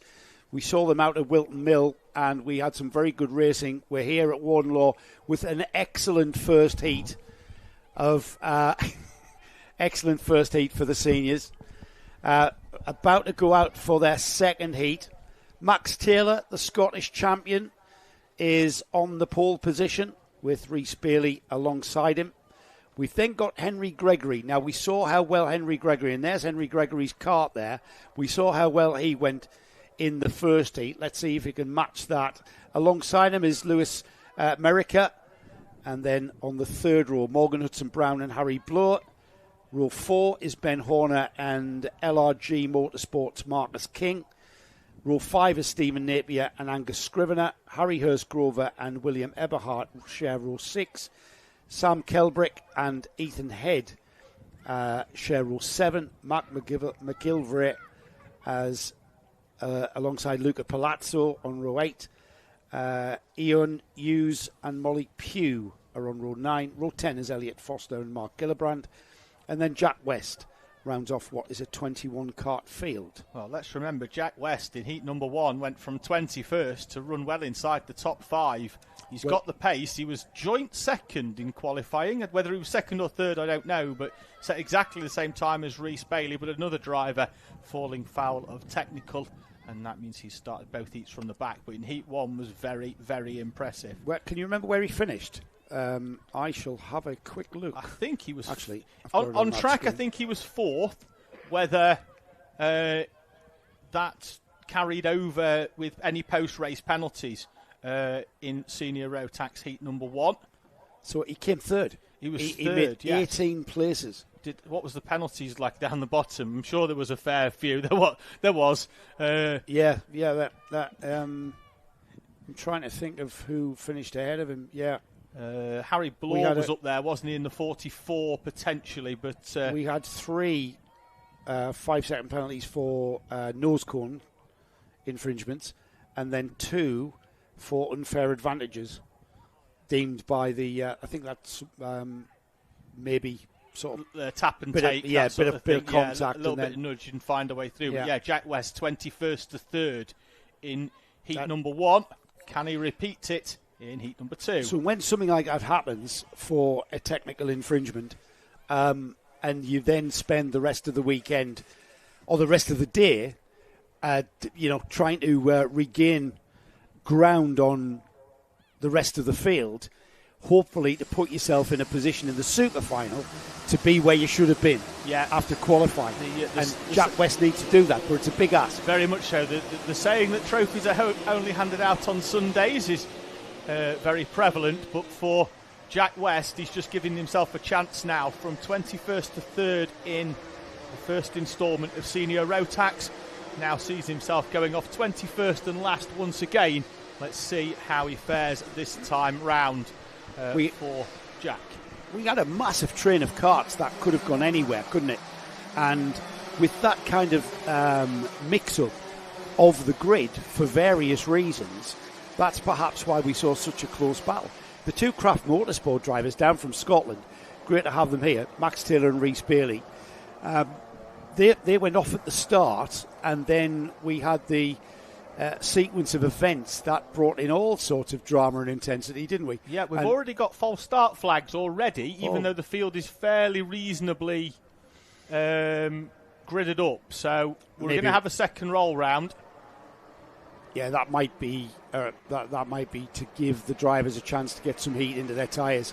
The sun's very much dipped onto the edge of the horizon, and there's obviously a temperature inversion there, and that can cause a bit of dew on the track and a little bit of dampness to start to appear. So probably good thinking there once again from race director Dan Ashton to give the senior drivers another chance to get some further bit of heat, get the tyres up to their optimum and running temperature, and it gives us a steadier start, doesn't it? It gives drivers a more consistent handling to what they're used to in these early laps, and that's great thinking. Yeah, well, you've hit the nail on the head, Joe, because I've just had a message that says extra lap for heating tyres from race director Dan Ashton. Yeah, that was the only thing I could see that was apparent. Yeah, and I can understand why, particularly with the extra speed that these senior Rotaxes will be attacking this first corner at here at Wilton Mill. Out of Paddock Bend they come then into the tram lines. The final race of the day is underway as Craft Motorsport duo Rhys Bailey and Max Taylor lead us over the line. Taylor is through into the lead, but it's Henry Gregory from the inside of the second row up into second place already. And Rhys Bailey already been disadvantaged from where he was there and ending up around the outside. He couldn't really do anything about losing that second place, and discretion certainly being the better part of valour. We've seen how determined Henry Gregory can be. He certainly was in Heat 1, and once again he does exactly the same in Heat 2. And if the Scottish champion isn't careful, we're going to see an already defensive lines appearing into the gasworks. The Scottish champion Max Taylor having to defend into the gasworks because he got caught out in the first heat, didn't he? He did. Henry Gregory straight down the inside, and we're going to see that again, I think. Well, Dan Ashton said in the driver briefing this morning, you can white line on lap 1, you can do it in lap 3, or on the final lap, sorry. Henry Gregory, though, hands second place over to a charging Morgan Hudson-Brown. Rhys Bailey's fallen back through the field down into P5. Morgan Hudson-Brown, who took his time in heat number 1 to come through towards the front, and to finish, I think, in second place in that first heat of the day. He's making the moves early on Heat 1 winner Henry Gregory. He's up into second place. That's what I mean, David, about this senior Max field of drivers. It's like trying to pick a winner. Yeah, you can see a dominant run from Henry Gregory, I should say, but Morgan Hudson-Brown, and plus they're not necessarily out on the same kart setup as they were in the first heat. They've learnt from that first heat. The temperature's different. You're going to have a little bit of track knowledge come into play, and we're going to see drivers performing in slightly different ways, and certainly Morgan Hudson-Brown's kart has switched on a lot quicker than he perhaps switched it on in Heat 1, and already challenging that Max Taylor on that S-plate in the lead of this race. And down the inside at the centre S, the first left-hander, can he hang on to it into the second one, which is a right-hander, and he does in fine style. Superb move by Morgan Hudson-Brown, and has already gapped Max Taylor slightly, because Taylor then had to defend Henry Gregory. Still defending Henry Gregory, not defending him hard enough though. Gregory down the inside into Gasworks, and Max Taylor goes from third to first in a blink of an eye. All about momentum out the chicane, and then when it got to the braking area, he just slammed it down the inside. And again, I think great driving from both of those drivers, the driver being overtaken and the driver doing the overtaking, because it's pointless trying to stop that happening, because it's happening. It's too early in the race to be too robust. Morgan Hudson-Brown then leads from Henry Gregory and Max Taylor, Rhys Bailey and Ben Horner. Stephen Napier with a good opening few laps up to sixth in front of Harry Bloor, Lewis Merica, Ethan Head and Angus Scrivener. Jack West, who we expected to come through the field like he did in Heat 1, not quite so much so this time round, currently P15. Yeah, plenty of time though. We're still just 5 minutes to go. Still only 3 minutes into this. Morgan Hudson-Brown has pulled a bit of a gap. It's almost 0.8 of a second there, as Henry Gregory has the two Craft karts right behind him in the form of Max Taylor and Rhys Bailey. Ben Horner's not that far behind, and Ben Horner on the number 12 there, just at the back end of that train. I get a feeling that, is there an element of just following one another at this stage and not really sizing up a chance to make it through? It's too early, isn't it, to go? Because you can easily be re-overtaken at the most important and critical part, which is towards the flag. Horner goes very wide on the exit of St John's and clips a bit of the grass. The driver fresh out of junior Rotax is Ben Horner, and you can see it's falling away off the back of Rhys Bailey. He's now under pressure from Harry Bloor and Stephen Napier in the background there. So mistake from Horner, and all of a sudden he's gone from a 5-kart battle for the lead to a 3-kart battle just to hold on to 5th place. Now then, the question is, as they cross the line, the gap was about 0.8 of a second. It's not anymore, it's 0.5 of a second, as the gap between Morgan Hudson-Brown on that bright orange and white Ultimate R kart to the blue and white kart of Henry Gregory is coming down, and very quickly that gap has almost disappeared as we come through and into the first of the centre hairpins and into the second one, and definitely Henry Gregory is now, I would say that's kind of on the bumper of the leader, isn't it? Yeah, I'd agree. Morgan Hudson-Brown, who's gone from 5th place up to the lead, which suggests to me that he's gone a lot higher on tyre pressure to get the power early, to try and get to the front, to try and break the toe of the train behind. But the train behind for the last couple of laps have been very compliant in working together to an extent. Henry Gregory once again taking a little fraction out of Morgan Hudson-Brown, not quite as much as on the previous lap, but still with 3 minutes to go. Henry Gregory dragging Max Taylor along with him as well. This has got all the makings of a showdown final few laps. Yeah, it has. We're almost, we're 45 seconds from the 2-minute warning, which is a metaphorical saying in my head for sure, as we get the change of body language from the drivers in this situation. They know time and opportunity is running out towards the last 2 minutes of this race, and Morgan Hudson-Brown, if anything, seems to have responded with the presence in his peripheral. He not so much sees the kart behind him, but he can certainly hear. He'll hear the engine note from Henry Gregory's kart, the blue and white kart there, out of the final turn. Max Taylor going with him, though, I've got to say, David. Max Taylor on that blue and red Craft Motorsport kart, hanging on to to Henry Gregory, I should say, as Morgan Hudson-Brown. He's got a bit of a gap, but the gap, again, 3.39, that's about a 10th difference. Whether or not he can just hold on to that lead now, we're inside the final 2 minutes. And like I said, David, time and opportunity becoming very, very sparse.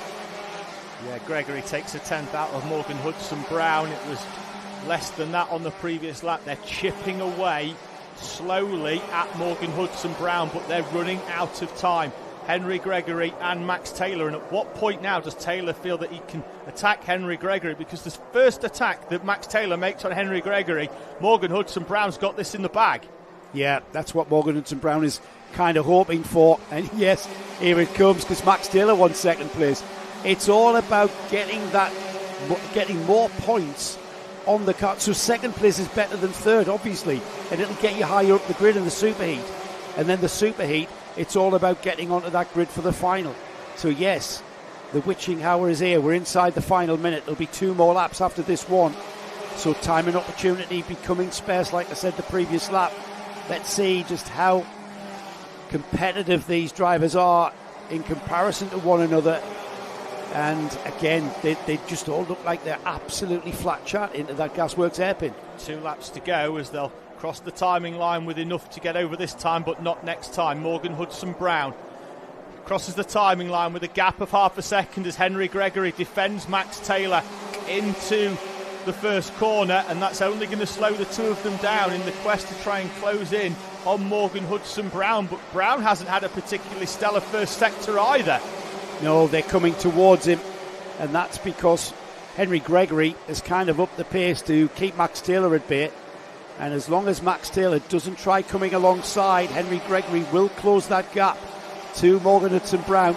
They're towards the Gasworks for the penultimate time, and it will be into this corner here. And look at that, the gap has disappeared. Yeah, we did have a leader that was eking out a bit of a cushion, but I tell you what, David, that looks like it's a 3-car battle for the lead now. It certainly is. I'm absolutely adamant Hudson Brown's gone a few PSI higher on tyre pressure than those behind us, and now he's just hanging on to this one. But he's done enough at the moment with 1 lap to go. The gap is down by 1.5, 4/10 of a second. Hudson Brown leads Gregory, Taylor and Rhys Bailey 1 second between the top 4. It's going to be a battle all the way to the flag, and don't discount Max Taylor wanting that second place more than he wants the third. It's definitely about this. The stretching of the legs onto the back straight is where Morgan Hudson Brown really finds the gap, as Henry Gregory, perhaps the last opportunity for an outbreak, but he's too far away for that, as is everyone else. The 2 Craft Motorsport karts there in 3rd and 4th. They come together as well, but time running out, David, as they come out of the final turn. It'll be the checkered flag for this lot. Superb run by Morgan Hudson Brown to the checkered flag. He wins Senior Rotax Heat number 2 from Henry Gregory and Max Taylor. Rhys Bailey and Harry Bloor in front of Ben Horner, Angus Scrivener and Jack West from 21st to 8th in Heat number 2 after a 3rd place in Heat number 1. Then it's Stephen Napier, Lewis Merricker and Harry Hurst-Grover.